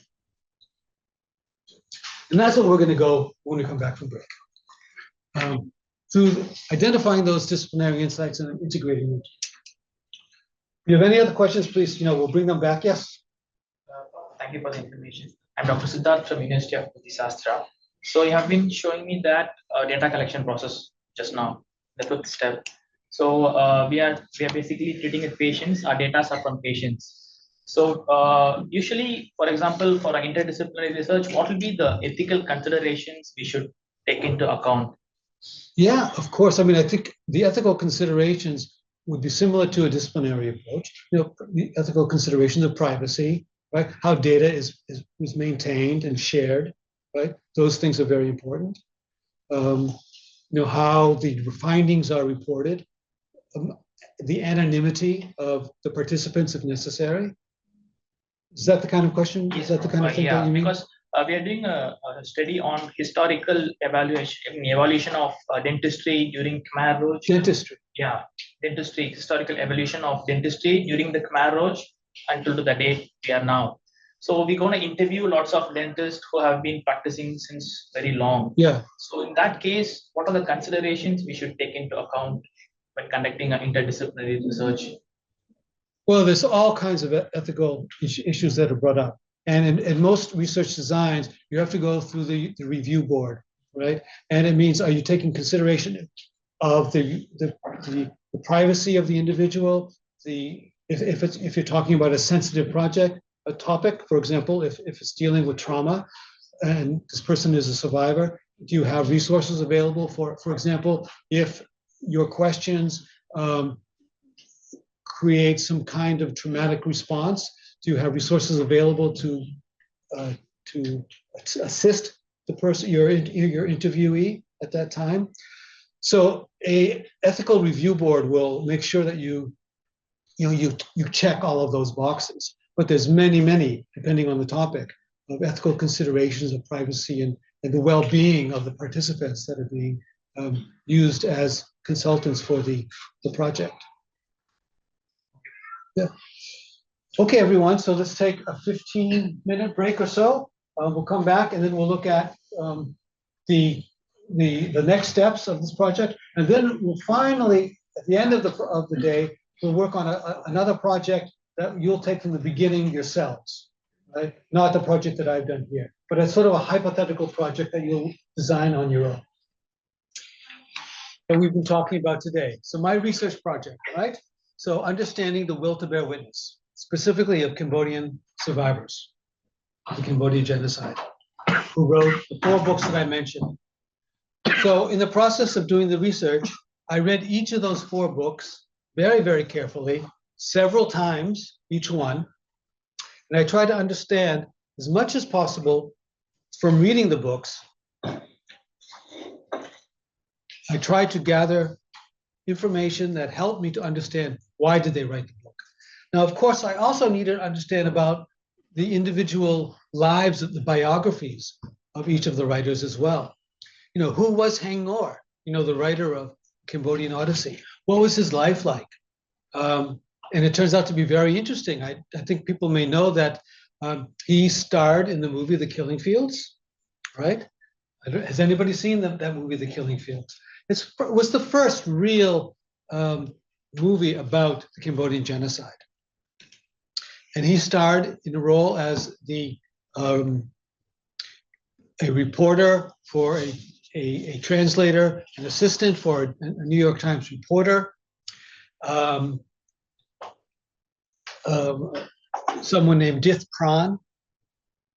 But 𝐻𝐻𝐿 was not an actor. He was a doctor. And he was given this role to play. He came to the United States as a refugee. He lived in Los Angeles. The filmmaker who made The Killing Fields had to find someone to play the role of Dith Pran. And 𝐻𝐻𝐿 was identified out of a crowd, from what I've read, at a wedding. The casting crew went to a wedding and tried to find out who would be good in this role. Right? And they said, well, we think he might be good. And in fact, he was good. And Dith Pran, 𝐻𝐻𝐿 won an Academy Award. Is everybody familiar with Academy Awards? Of the highest sort of acting honor that you can get in Hollywood. He won an Academy Award for his role as Dith Pran in the movie. Very amazing job, but amazingly difficult thing to do, because when 𝐻𝐻𝐿 had to play the role of Dith Pran, he had to relive the experience, because of course the set of The Killing Fields was a replica, an attempt to replicate the conditions. And people that saw the movie The Killing Fields, who were real survivors of the genocide, they said, oh, it was much worse than what's in the movie. The movie is just not half as bad as it really was. But there's some very disturbing scenes in that movie. But as I read his novel, his memoir, you see that he was subjected to severe torture by the Khmer Rouge 3 different times. And I'll talk about that later. But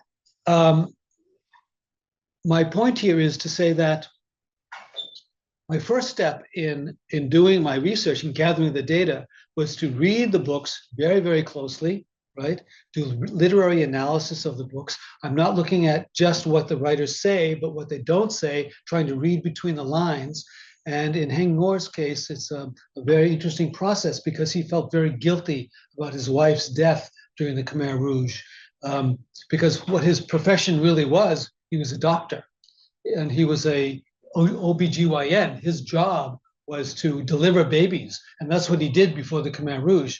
And his wife, ironically, died in childbirth, right, during the final year of the Khmer Rouge period, because he was unable to operate on her. Because, of course, under the Khmer Rouge, you couldn't tell them you were a doctor. You couldn't ask for medicines and medical and surgical tools to perform what was really a very simple operation and something he could have done very, very easily in normal circumstances. But under the Khmer Rouge, he had to watch, literally watch his wife and unborn child die in childbirth. So very, very traumatic event for poor 𝐻𝐻𝐿 𝐸. And this obviously affected him very severely and was very much a part of his will to bear witness. You know, that was my goal, to understand, you know, why did he write this book? But that was all very much a part of it. And as I gathered data, understanding his personal story, understanding his life after the Khmer Rouge, right, and also reading his memoir were all the way that I gathered data, right? That was my primary data, right? I wish I had been able to interview him, but unfortunately he was killed and murdered in Los Angeles in the 1990s. People are not sure why he was murdered. There are some theories that the Khmer Rouge, because at that time the Khmer Rouge was still operating, right? Because he was murdered in the mid-1990s, and the Khmer Rouge was still operating until the end of the 1990s. Because 𝐻𝐻𝐿 𝐸 became an activist, because after he won the Academy Award, he became a very famous person. He was the first Asian to win an Academy Award at that time, and he became a spokesman for the Cambodian genocide. Because as you may know, the civil war was still going on between the Cambodian government and the Khmer Rouge until the very end of the 1990s, when finally 𝐻𝐿 and Nuon Chea joined the government, I guess you could say, right? They defected from the Khmer Rouge. So all of that was my primary information, but I couldn't interview 𝐻𝐻𝐿 𝐸 because he was killed, which was very sad. But I was able to interview Luong Ang. That was part of it, and of course interview Seng T, and I have all of my interview information from when I worked on the Cambodian border in Situ, Kawi Dang, and PRPC. All of that was my primary data, and I got as much sort of what I call insights from that data as I possibly could. But at the same time, I was doing my interdisciplinary research by reading very closely all of the historical text and psychological text and sociological text, and also interviewing the author of the book Healing, Trauma and Healing by Judith Herman, and because she lived in Cambridge, Massachusetts, taught at Harvard University, and I was close by in Lowell, Massachusetts. I was able to go meet her and talk with her. Very interesting, very fascinating to do that. And all of that helped me sort of identify, the first thing is, what are the insights from each of these disciplines? How does this help me understand my topic, the will to bear witness? What is the reason why 𝐻𝐻𝐿 𝐸 and Luong Ang and Van Nat and Seng T wrote their memoirs? That was my main question. All right, so let me just go into this a little bit more. So the first step was, and this is for everybody's understanding as well, you know, the first step is to gather the data, which in interdisciplinary research means to identify the disciplinary insights that relate to my topic. Now, to begin, let's just look at now the secondary sources that I use. These are the books that I mentioned before that were part of my, not only the literature review, but also my research, right? So the difference between a disciplinary and an interdisciplinary is sometimes the secondary text, this archival research, will also be part of my, my gathering of data. When you do a disciplinary project, most of your data is gathered from your disciplinary expertise, the discipline where you're an expert, right? But I also needed to gather data from disciplines where I'm not an expert, but I still spent time to try to get the data from those disciplines, the insights from those disciplines to use. It takes a lot more time because it's more difficult, of course, to read outside of your area of expertise. But so to start off with, I learned things like this from Ben Kiernan, the historian from Yale University. His book, Pol Pot Regime, Race, Power, and Genocide in Cambodia, his main argument was that the identification of victims was primarily based on race, right? His argument was that that the Khmer Rouge committed genocide against the Cham community specifically, and the Vietnamese community, in particular, the minorities, the ethnic minorities, right? And based on racial difference. That was one of his main arguments, right? So that was an insight. It doesn't really help me answer why the authors of the books I'm reading, to understand why they wrote their books, The Will to Bear Witness, but that was an insight that I gathered from him. And later on, however, I will be able to integrate this into other insights, and that's the key. Integrate this insight with other insights to come up with another insight that'll help me understand my topic better. This doesn't really help me understand my topic exactly, although it's useful, because 𝐸𝐸𝐻, for example, was of Chinese Khmer descent. So she talked a lot about the difference between the racism that she felt she experienced or her family experienced by being Chinese Khmer, right? Which was considered a target group by the 𝐸𝐻𝐻, the Khmer Rouge. But yes, this was one, right? So after reading Van Cannon, that was one insight. Of course, there's many others. I have to simplify this for the purpose of this workshop, but this was one insight that was useful. Okay, the Khmer Rouge genocide was based on race. Okay, interesting. Okay, now how about another one? Stephen Heder. Yes, race is true, but class was more important. The Khmer Rouge genocide was mainly a Marxist revolution, and it was class identity that was at the core of identifying potential counter-revolutionaries, right? Heder and Kiernan came into a conflict because what do you do if you fit into both categories? For example, if you're a Chinese business merchant in Phnom Penh, right? You fit into the racial category, but you also fit into the race enemy, the class enemy category, right? And they had arguments, right? So this is part of their sort of own area of conflict between them. Who's right and who's wrong. For me, I'm not concerned with who's right and who's wrong. I'm concerned with how can what they argue help me understand my topic better. To me, it's not really that important if I know for sure if race or class was more important in identifying potential counter-revolutionaries. But what I do, and I'll talk about that in a second, is I want to integrate these two. I want to say, okay, what do I get out of this that's helpful to me? Well, one of the things, that's not the only thing, is that I learned that it's whether it was race or class, starvation, disease, and execution were widespread throughout the country, right? It may have been a little bit different from place to place, and certainly it was different from place to place. But in other words, these conditions of starvation, disease, execution were something that most people, if not everybody, experienced at some time during the 3 years, 8 months, and 20 days of the Khmer Rouge genocide. Now, I have to take that insight a little bit further and say that, people lived in what we can call conditions of extremity, right? Conditions of extremity mean conditions of constant fear, right? So I took the step, yes, starvation, disease, and execution were prevalent in most places. Everyone experienced this. Well, what's the psychological effect of this? You live in fear for almost 4 years. What does that do to people? Of course, we'll learn from the next insight that this causes trauma, right? This is trauma. But what I learned from history and political science is that, yes, it's absolutely documented and true that the conditions of extremity existed during the Khmer Rouge. It was important to establish that and to be very clear about how that happened and where that happened.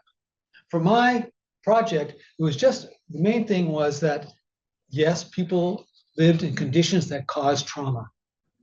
That was what I got, right? Now I'll learn about the specific exact story of each of the writers when I read their books. What kind of traumatic conditions did 𝐸𝐸𝐻𝐻 live under? Did 𝐸𝐸𝐻𝐻 and 𝐸𝐸𝐻, what were their specific stories? And this comes into another insight that I'll bring up in a minute later. But I'm just trying to kind of use my work as an example of the process that I went through to take the different disciplinary insights and try to boil them down and integrate them into a way that's useful for my particular topic.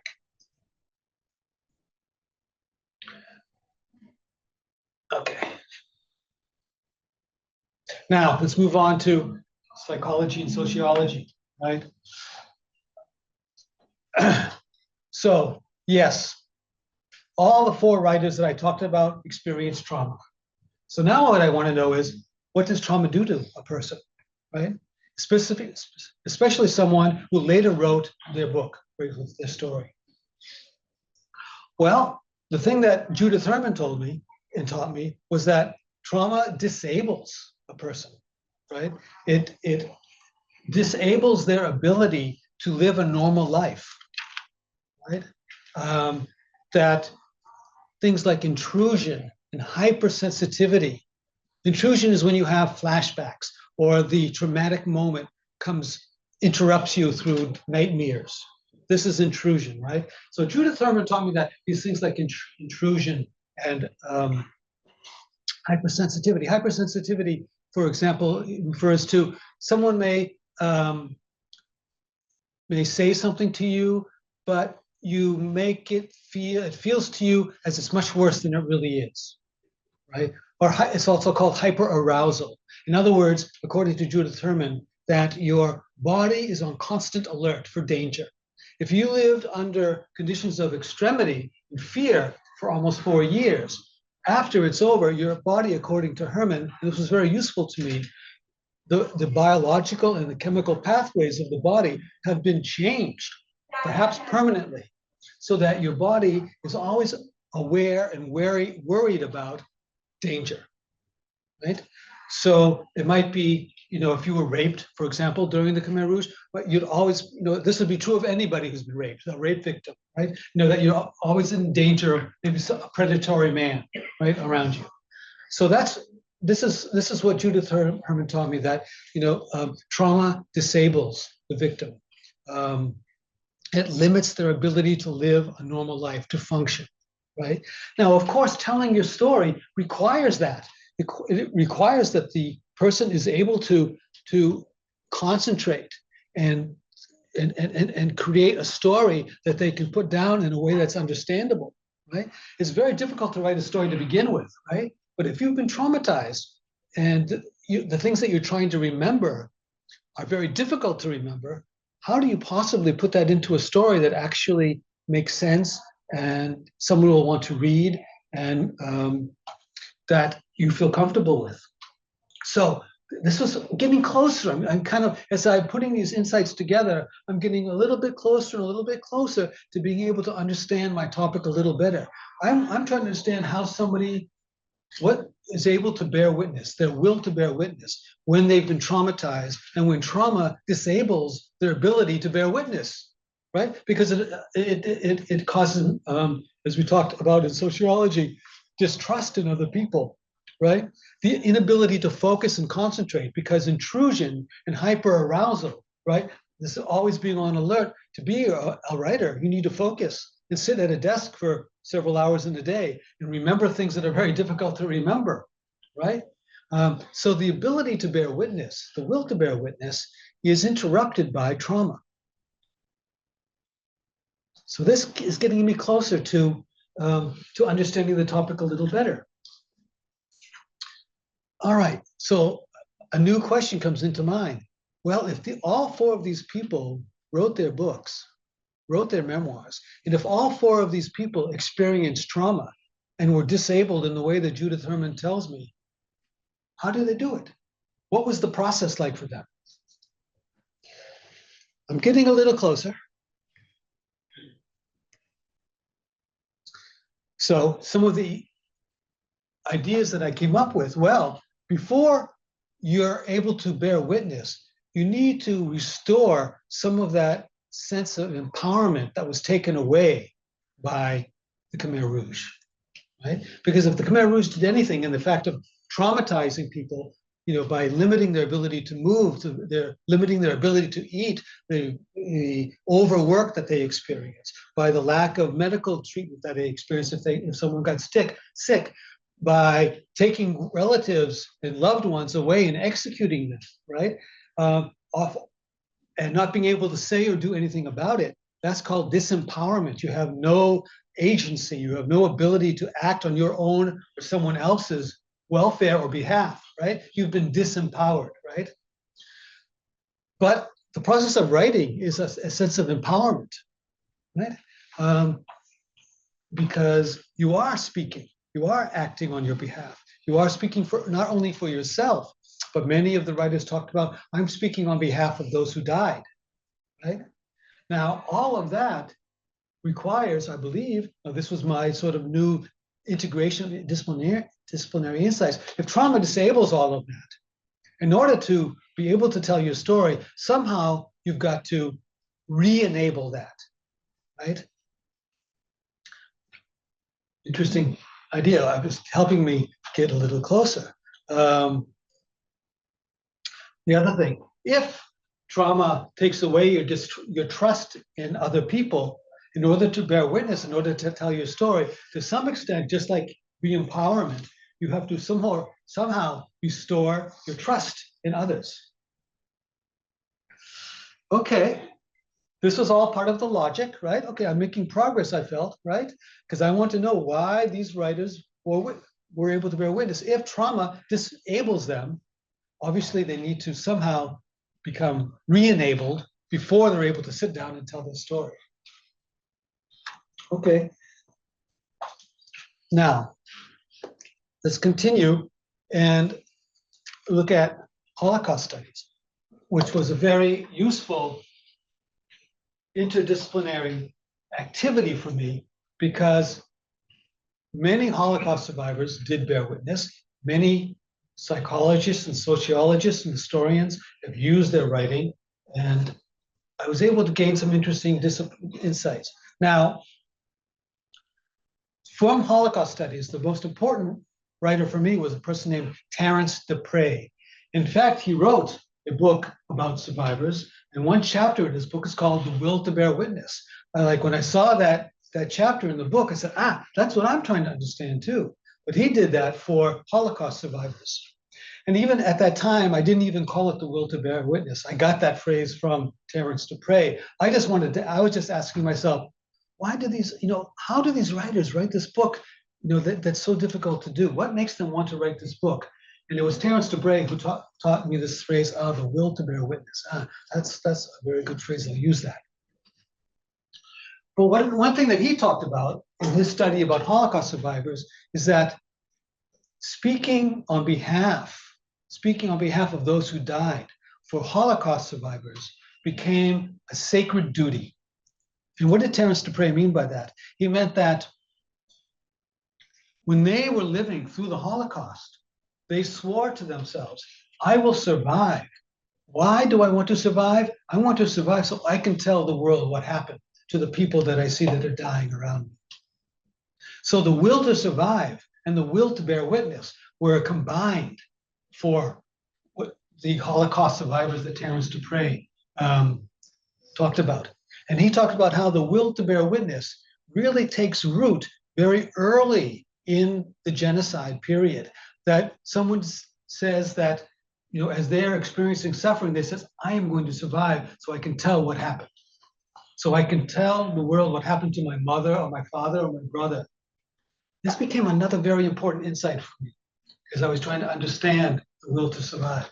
That the duty to bear witness on behalf of those who died is almost sacred, right? It's something that becomes a very, very important responsibility, okay? A duty.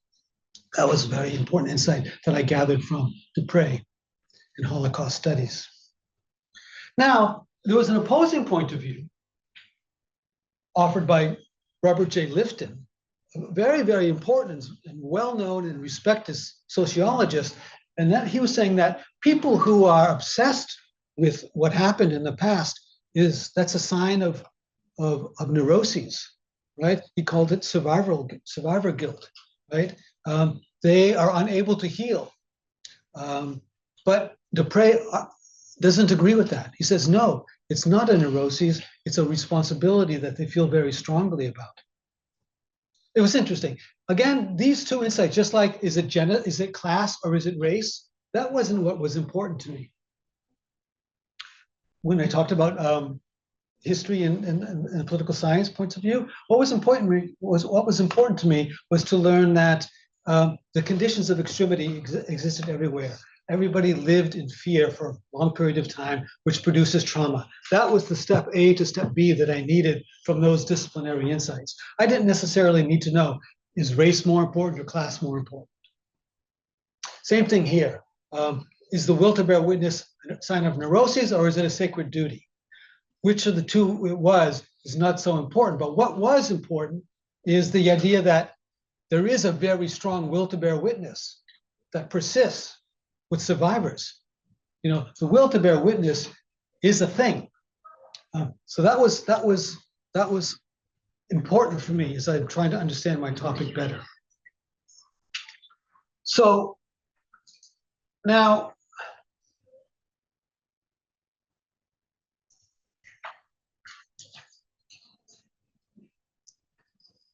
after doing all of that research, and I'm getting to these insights, I think I was able to bring it down to the idea that, yes, the will to bear witness is strong and it persists among survivors, but it's very difficult to accomplish because of trauma and what trauma does to the victim, how it disables the victim's ability to function and live a normal life.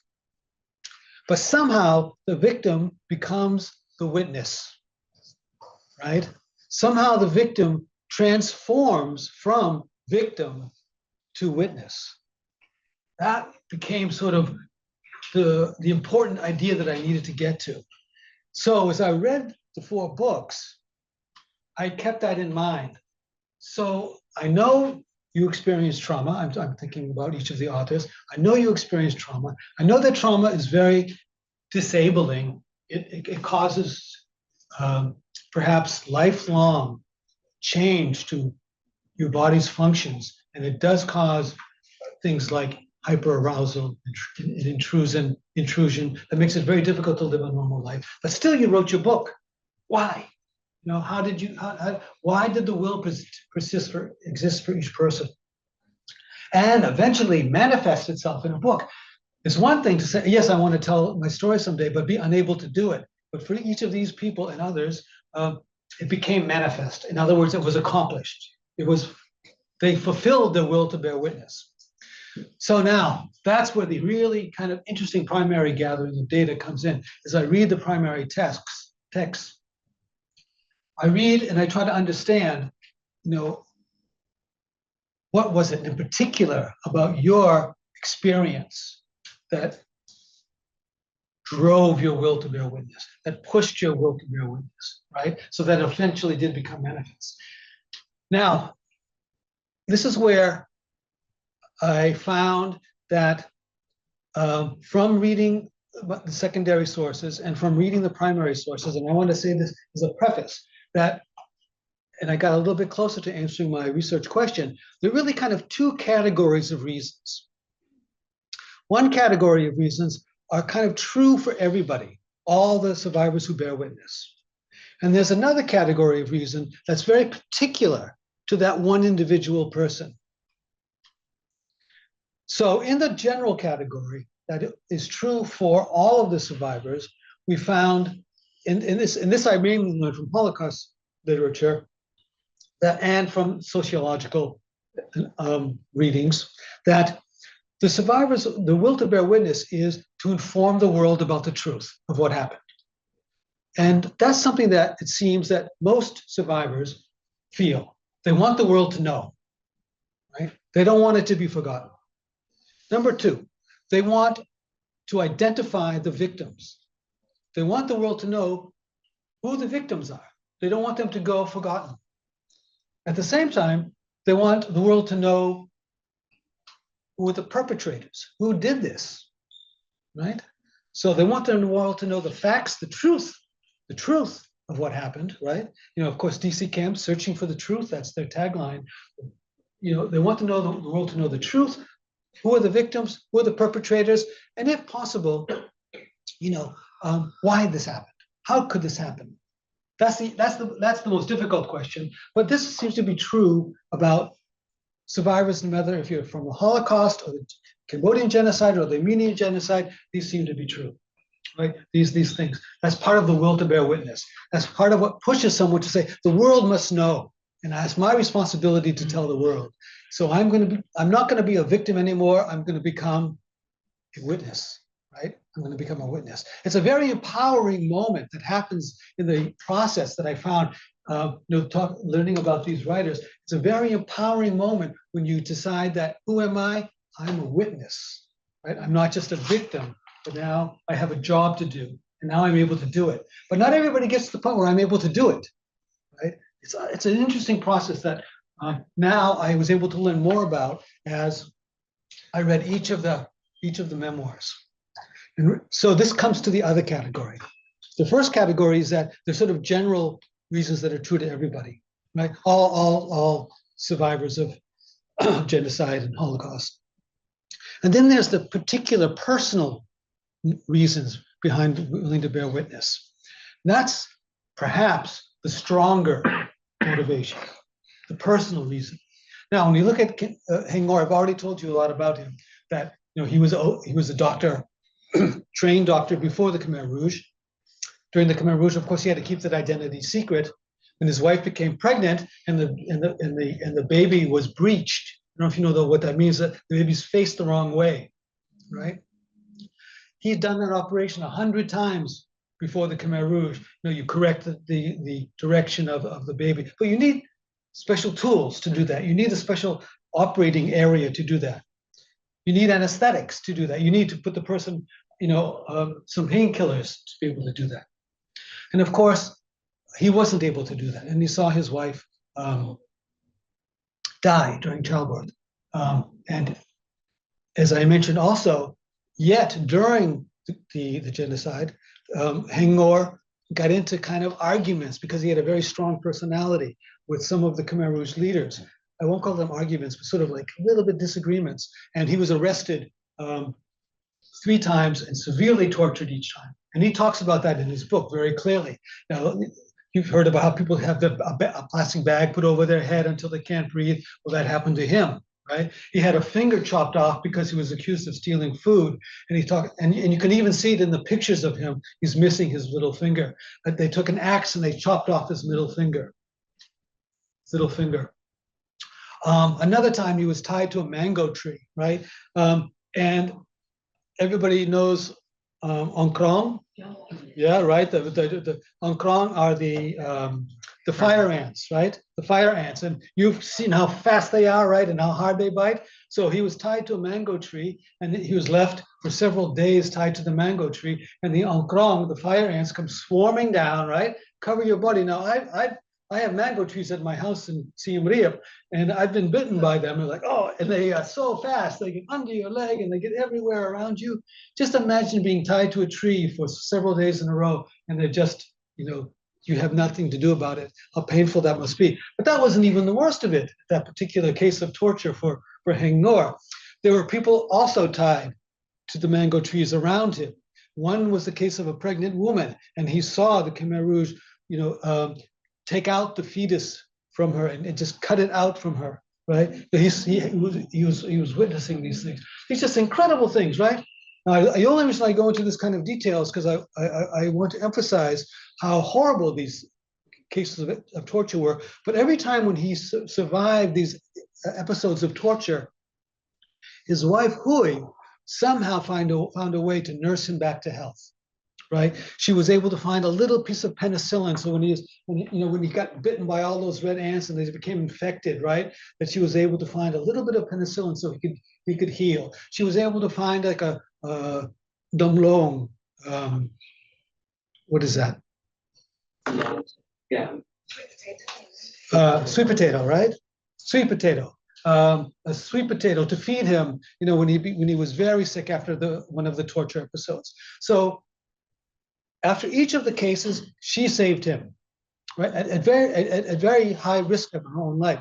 And then when it became his turn to save her, he was unable to do it, right? So you can imagine, he describes in the book, at the end of the book, how he went crazy for several, literally out of his mind for several days after that happened.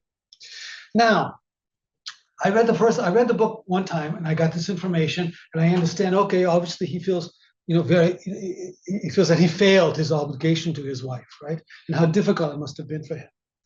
Now, the second time, and the third, and the fourth time that I read through the book, I read and I found some other interesting information, and that is, he's telling the reader some information about himself that you wonder why he's telling you this, right? So, for example, a lot of his book deals with the kind of person he was before the Khmer Rouge, right? He talks about himself as being sort of strong-headed, strong-willed, someone who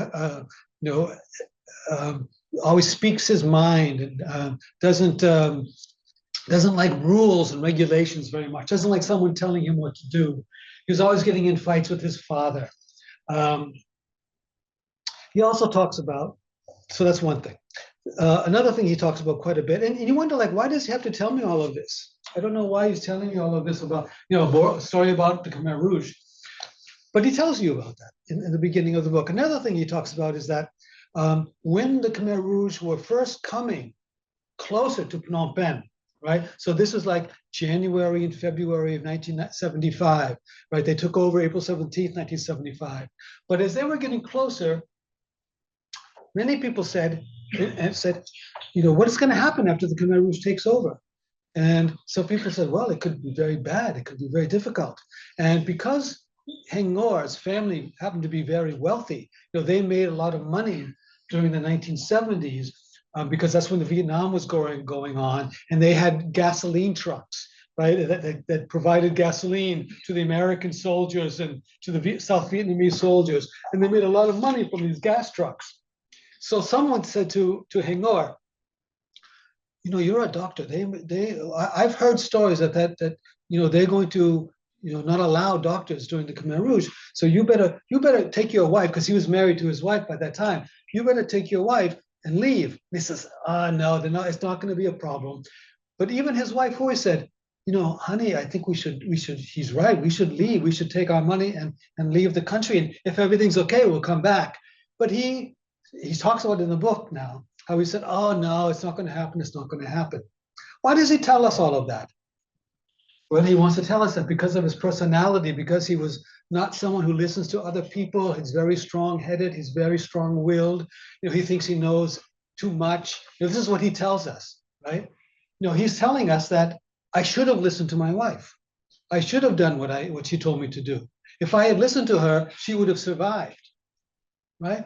So it's like telling me, this is telling me he feels that he is not only a victim, which he is a victim. He tells us about the torture all each time, but he also sees himself as a perpetrator, that he has responsibility, that if he did something differently, his wife Hui would have survived. If he had listened to her, right? If he had only listened to her, she would have survived. So reading his book, I found that this relationship he had with Hui was right behind his will to bear witness. Now, one of the theories I had about his will to bear witness is that, like I said in the first category, he wanted to identify the perpetrators. He also wanted to confess to the world that he felt that he's a perpetrator, right? And part of his book is saying that if I am to blame partly for my wife's death, right? And that was part of what drove him to bear witness. Very interesting. So it was the personal story, all of that, along with sort of the general reasons that were part of his will to bear witness. But none of this could have happened until he was able to do it. And that's where another insight comes into play. And I'm going through this. I'm going to go through this a little bit more. Let's see what I've been talking. I should have been flipping through the slides as I've been doing this. This is all things that I've already talked about. I called it traumatic death. So this is a term that I came up with that, because he was unable to save his wife in childbirth. And the reason he wasn't because he didn't want to. He wanted to, obviously, but the conditions were traumatic conditions that he was under. And he was in a situation where if he told the Khmer Rouge, I can save my wife because I'm a doctor, let me go have the painkillers and the tools that I need, he knows that they would have said, no, now we're going to kill you too, right? So he had to stand there and watch because of that. So he re-experienced trauma in the process of watching his wife die. And I call that traumatic debt. That was a term that I created with him. Because it's not like a normal debt. A normal debt, you can pay back. Right? You borrow money from the bank, that's a debt. You make money and you pay them back, but they'll never be able to pay back this debt. Right? The only way that he can pay back this debt is maybe bearing witness and telling her story. And telling her story to her spirit. So her spirit, because of course, the belief in spirits is very strong, the spirits of those who died in Khmer culture.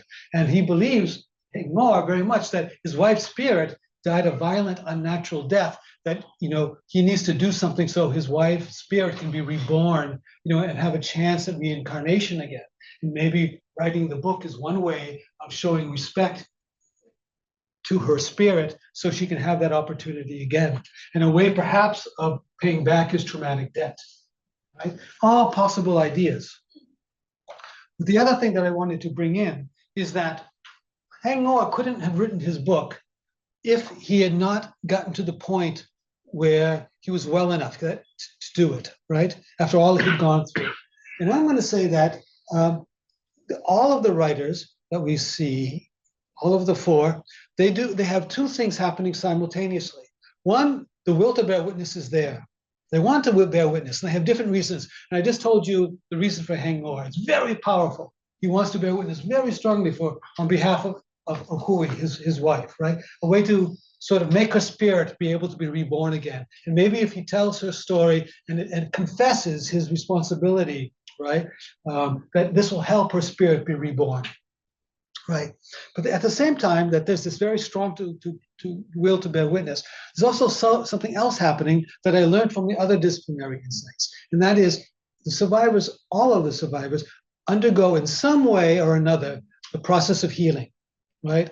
The process of healing is almost a natural process that we restore our sense of trust, we restore our sense of empowerment slowly and gradually through different ways over time. And it can be a lifelong process that involves very many steps. The process of healing is very complicated. But from my perspective, from my point of view, from my research project, to understand the will to bear witness, I had to understand how the will to bear witness and the process of healing were interlinked, where they go together.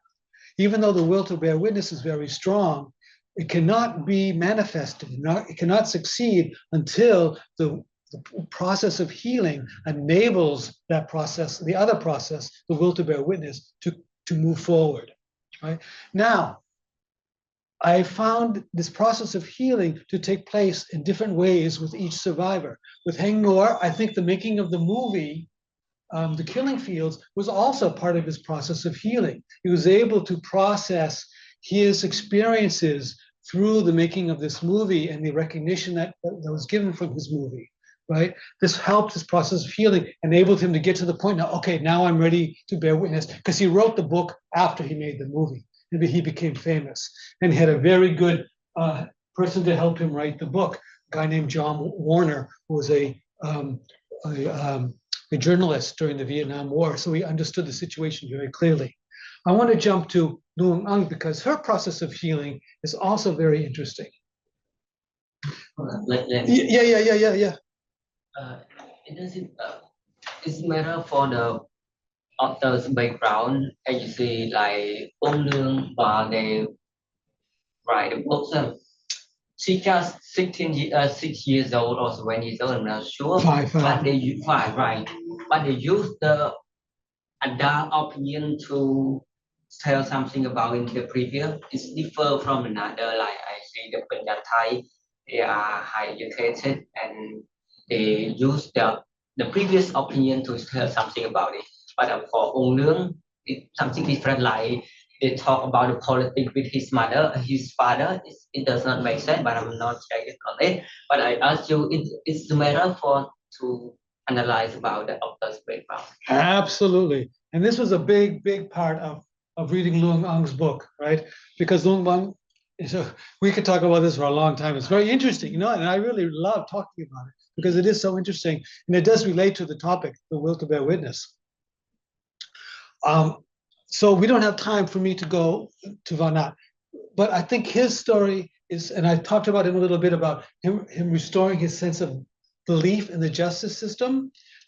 He would not have borne witness, but a lot of things played into his process of healing. His making the paintings in the new 𝐀𝐻𝐿𝐵 Genocide Museum, right? When the PRK took power in 1979, they wanted to turn the museum, the torture center S21 into a museum. And they knew that Vanat was a painter and a survivor of S21. So I'm going to get to your question in a second because it's very important. But I just want to explain these two processes that go hand in hand. The will to bear witness, right? And then the process of healing, that they both are intercorded. And that became really my new thesis, right? As I integrated all of the disciplinary insights, that became my new thesis. How does this work with each person? How does the process of healing and the will to bear witness work together and help each other, right? One and the other, they go together and they help each other until they both happen at the same time. Very interesting. Now, Vanat's process of healing, as I just was mentioning, I think was helped, aided by the fact that now I needed to understand the political situation. The PRK, the People's Republic of Cambodia, were former Khmer Rouge, as we all know, right? And when they took power, they had to prove to the population, we are not the same Khmer Rouge as the old Khmer Rouge. We're the new revolution, because it was still a communist revolution, right, under the PRK. We're the new revolution, but we are the right one. We are the right path, right? And they wanted to prove to the people. One of the ways they were going to prove to the people to trust them, because the people didn't want to trust this new government, right? They just experienced it. They didn't want to trust them. Well, they did two things to help the people trust them. The first thing was to create the museum. This is what the Khmer Rouge did, right? The other thing was to have the trial, right, in August 1979. Now, when they made the museum, Vanat was very important to that process because they made Vanat, no, he really didn't have a choice, but I think he also wanted to do it. They made Vanat sit inside 𝐻𝐿𝐵, right, and then paint all of the paintings that you've probably all seen, right, while sitting in 𝐻𝐿𝐵 in the same room where he was a prisoner under Dut, right, under Dut. And the only reason that he was spared was because he was painting portraits of Pol Pot, right, as you probably know. Well, anyways, I think that process of painting all of those paintings helped his process of healing as well, because it helped him to process those experiences and made him ready to bear witness later on. In fact, that was his way of bearing witness, with his paintings, but he also wrote his book later on. Very interesting. All right. Now, I know I'm kind of going quickly because I just want to go over Luong Ang because I think that's a great example, and we have enough time for questions and answers at the end from the people who are online. Well, let's just go into Luong Ang for a second. Oh, I thought it's...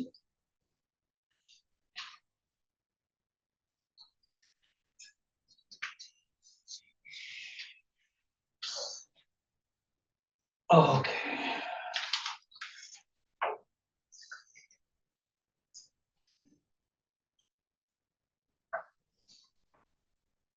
All right, Luong Ang, right? Okay.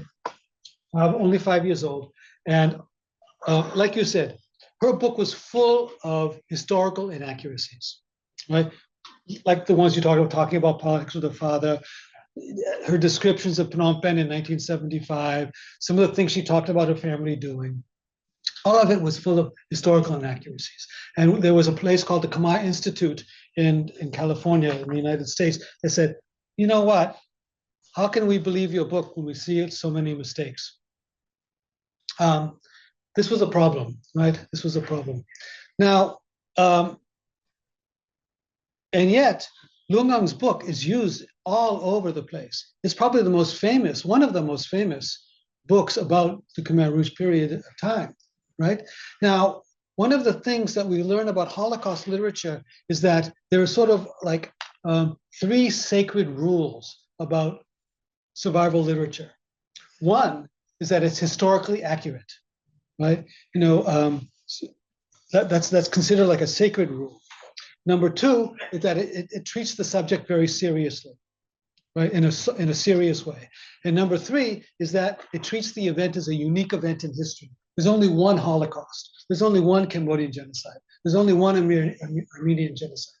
And 𝐿ungang, according to those 3 rules, broke rule number 1 by the historical inaccuracies. And according to a strict interpretation of genocide or Holocaust or survival literature, we would say this does not qualify.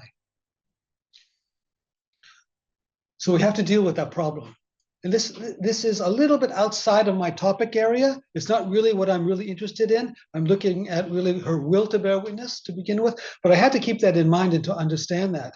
Now, the way I solved that was understanding, again, how she bore witness, right? What she did. So I had to look into her personal story and research about how she wrote her book. So it turns out that, you know, she came as a refugee. I'm going to go over time, but I'm just going to do this fairly quickly. She came as a refugee to the United States. She was a young girl. She lost all of her family except an older brother and a sister-in-law, and they were resettled together in Vermont. I don't know if you know Vermont in the United States, but it's a very remote state. You know, there's no other Khmer in Vermont, right? She was probably the only Khmer person in her, in fact, she was the only Khmer person in her school where she grew up. And she was feeling traumatized.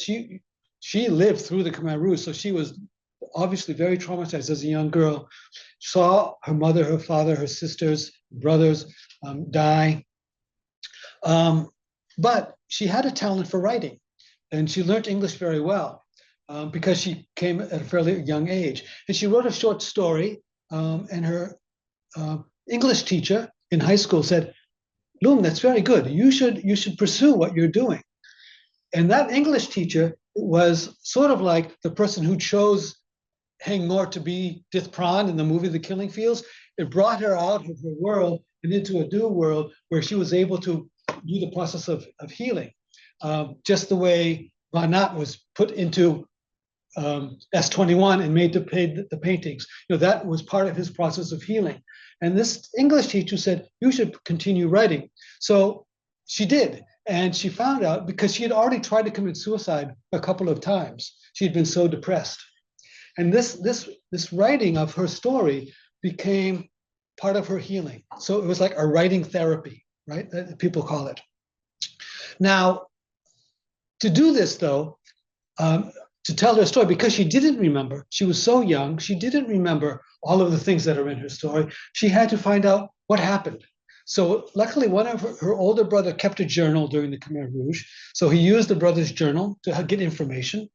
But she also just like read David Chandler, right? And found out like, okay, this and this happened during the Khmer Rouge. And she kind of puts this information. And sometimes it's very obvious that it's not the character speaking, it's some kind of like academic telling that this happened. So for me, as I was trying to understand how she wrote her story, I came up with another phrase, and that is constructed memories. In other words, as she gathered information from her brother's journal, from academic texts, from history books, talking to other people, she visited Cambodia several times in the late 1990s when she was writing the book. So she knew Phnom Penh from the 1990s. So when you read, for example, the first couple of chapters of 𝐿ungang's book, it doesn't sound like Phnom Penh from 1974, 1975. It sounds like Phnom Penh in 1995, right? And that's where a lot of people said, well, this book is not accurate. But when she came back, she said, oh, you know, in her mind is like, what was it like for me when I was there? What must it have been like when I was a little girl? So she constructed, and there were some pictures that she had, where she constructed these memories. Now, if any of us has done that. Like we think about what we were like when we were younger, and maybe we look at a picture, or an aunt or an uncle tells us, oh, you are this kind of person, or you're that kind of person. And then we're able to picture ourselves in that situation.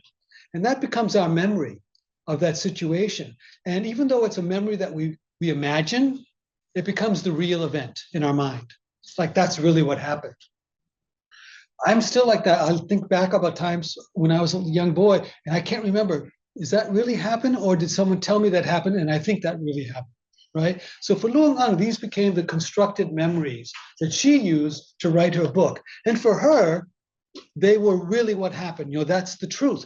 For her, that's the truth, right? I don't think she's trying to deceive anyone, but for her, that's the truth. So I couldn't blame her for like other people did about, okay, there's this mistake, there's that mistake. I know for you, that's the truth. You're not trying to trick me. You're not trying to deceive me, okay?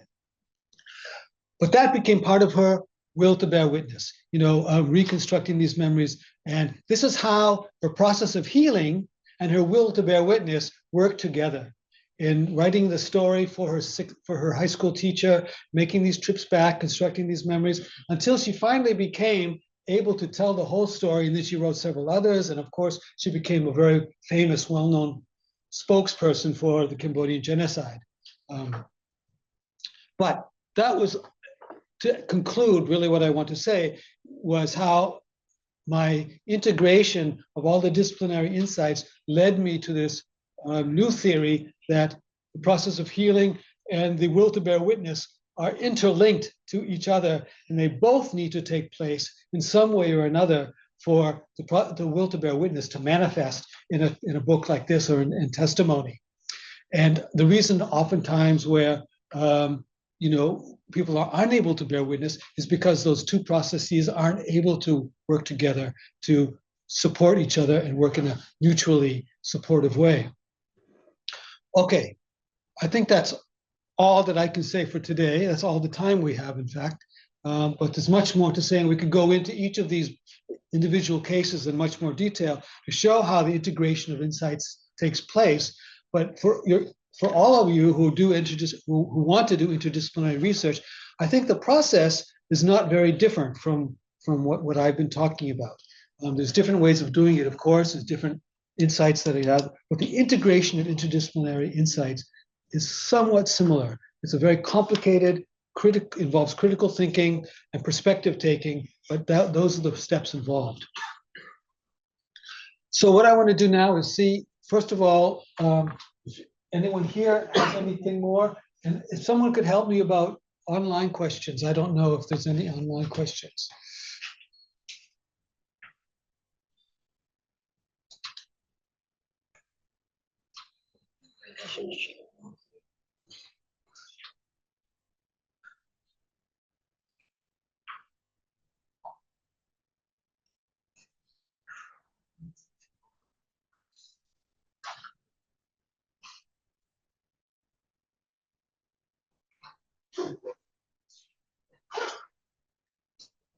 Okay, let's see.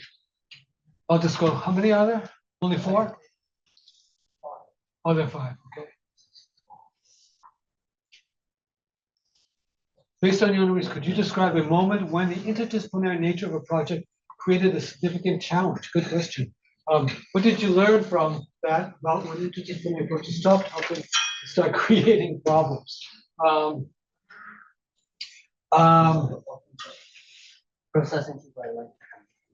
Okay, thank you for coming. Well, I would say the process is always challenging. And I don't think there was ever a moment where it was easy that became difficult. I would say that the process throughout, and then even to now, is challenging. I'm still working on this book project that I've been talking about today, and that I'm still trying to reach and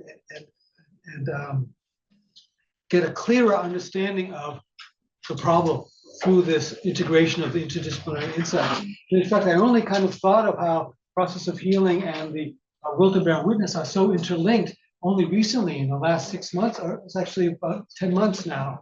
So I've only really been thinking about that for about the last 10 months. So I think it's always a challenge. I think it's a process, and like any other process, it has, there are moments that you feel like you're making progress, and there's other moments when it feels like there are obstacles that are very difficult to solve. And like any kind of research, whether it's disciplinary or interdisciplinary, we have to work through those difficult moments. I think it's a good question, but I think they're both, I think it's always challenging, would be my short answer to that question. Does the Cambodian government designate the IRB committee to review research projects? I'm not aware of that. I think it's within, is that true? Yeah, they do? We have NECHR, National Ethics Committee, Research Committee. They have NECHR. And it's a government organization. Yes. Okay, thank you very much. Good, that answers that. My topic is a journey of identity formation of Cambodian American Christian women. How do Cambodian American Christian women describe the journey of identity formation? Could you help me distinguish between various interdisciplinary fields? Well, assist me in writing a discussion chapter. I know that there are psychological, social. Okay, I will get back to this online. That's a good question, but I think it's best gotten back to online.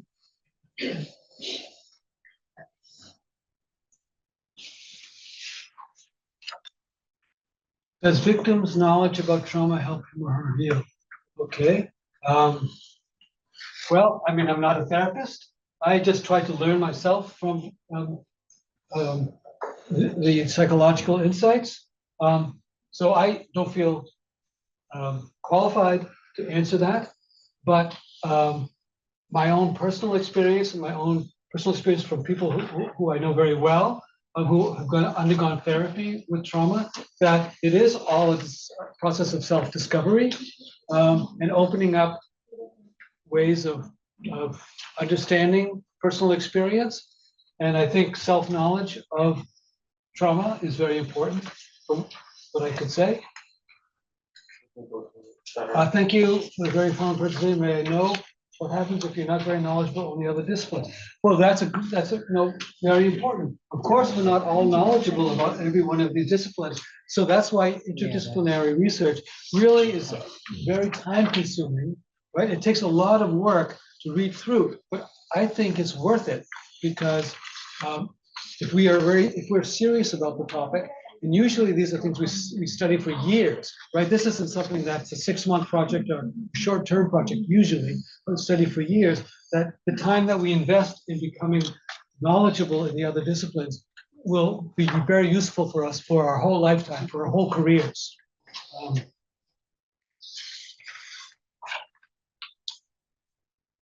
I am someone new to research, but I would like to ask, when disciplinary insights contradict each other, how do we decide which perspective priorities, or should we find a way to hold on both? Yes, I think my answer would be that we look at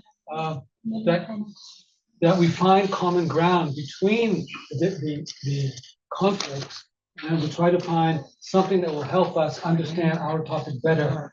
It doesn't necessarily prioritize one or the other, but it uses information or insights from one and the other and find some common ground together. Okay. And before we finish up, are there any questions or things we want to ask here? Or are you busy doing the research, the topic? Yes. I just could you go back to the slide that you present the authors? The authors? Yeah. Authors of the political science books. Oh. Oh, yeah, no, not this one, but for your research. Okay, yes.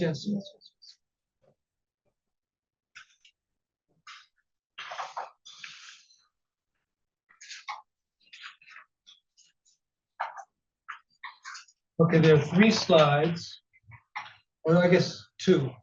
Yeah, okay.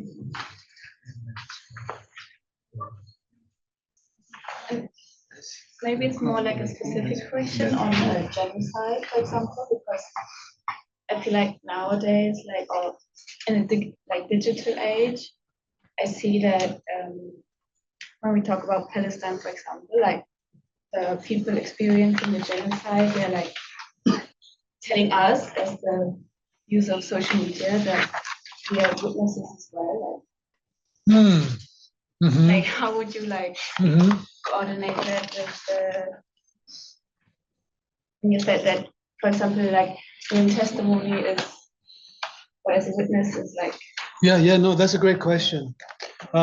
So I do think this is a question that falls under the category of genocide studies. My personal experience with this is that the role of bystanders, and I guess, we have the victims, we have the perpetrators, and then we have the bystanders, right?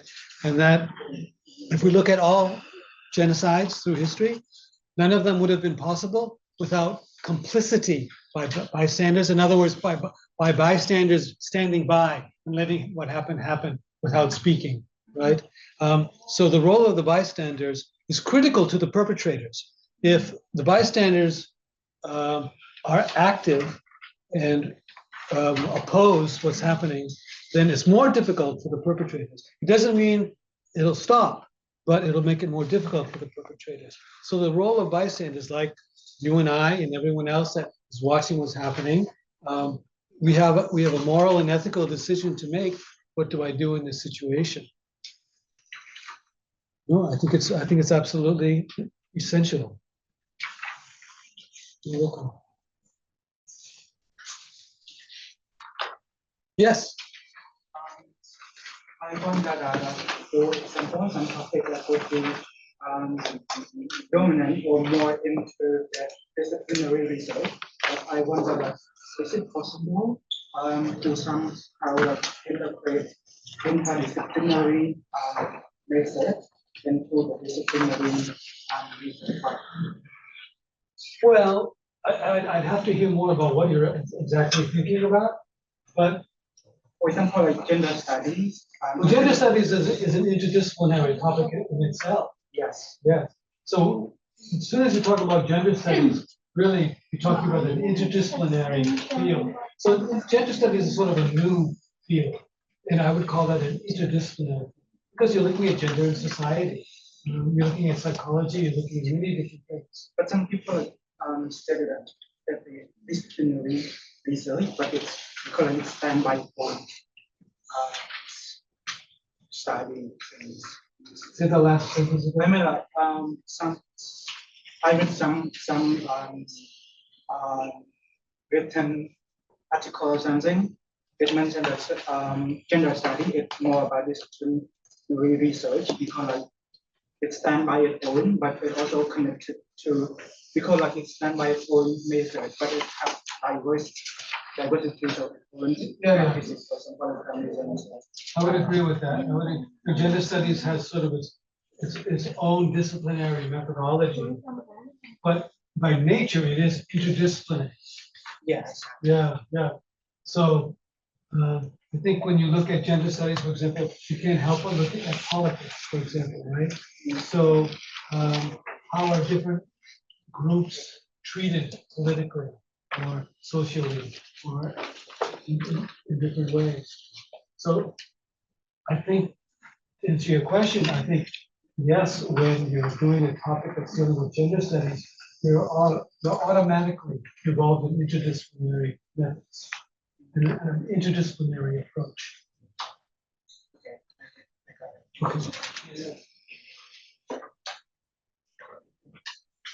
Okay. I think that's all the questions for now, or comments? Actually, we have one more question here Okay. from Cambodian.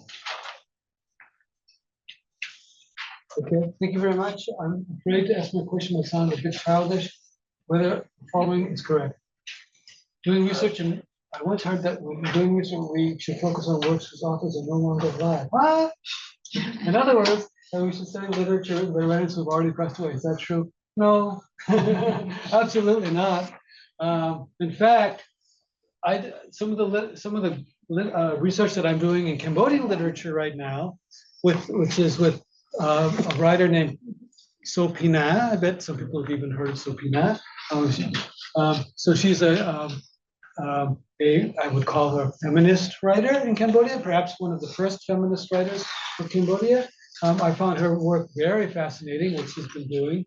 and she's very much alive, and she's very active in Phnom Penh, and I hope to see her on Sunday, actually. So I don't think we need to limit ourselves to people who are doing authors. In fact, quite the opposite. I think living authors have very much to provide for us as we try to understand, the world today as it exists today. Dead authors, authors who passed away, are very good for understanding the world in the past, the way things were in the past, and also for in the present. But living authors are the way to go for how to understand the world as it is today. Absolutely. I don't mean to make fun of the question. I'm just, it was a good question.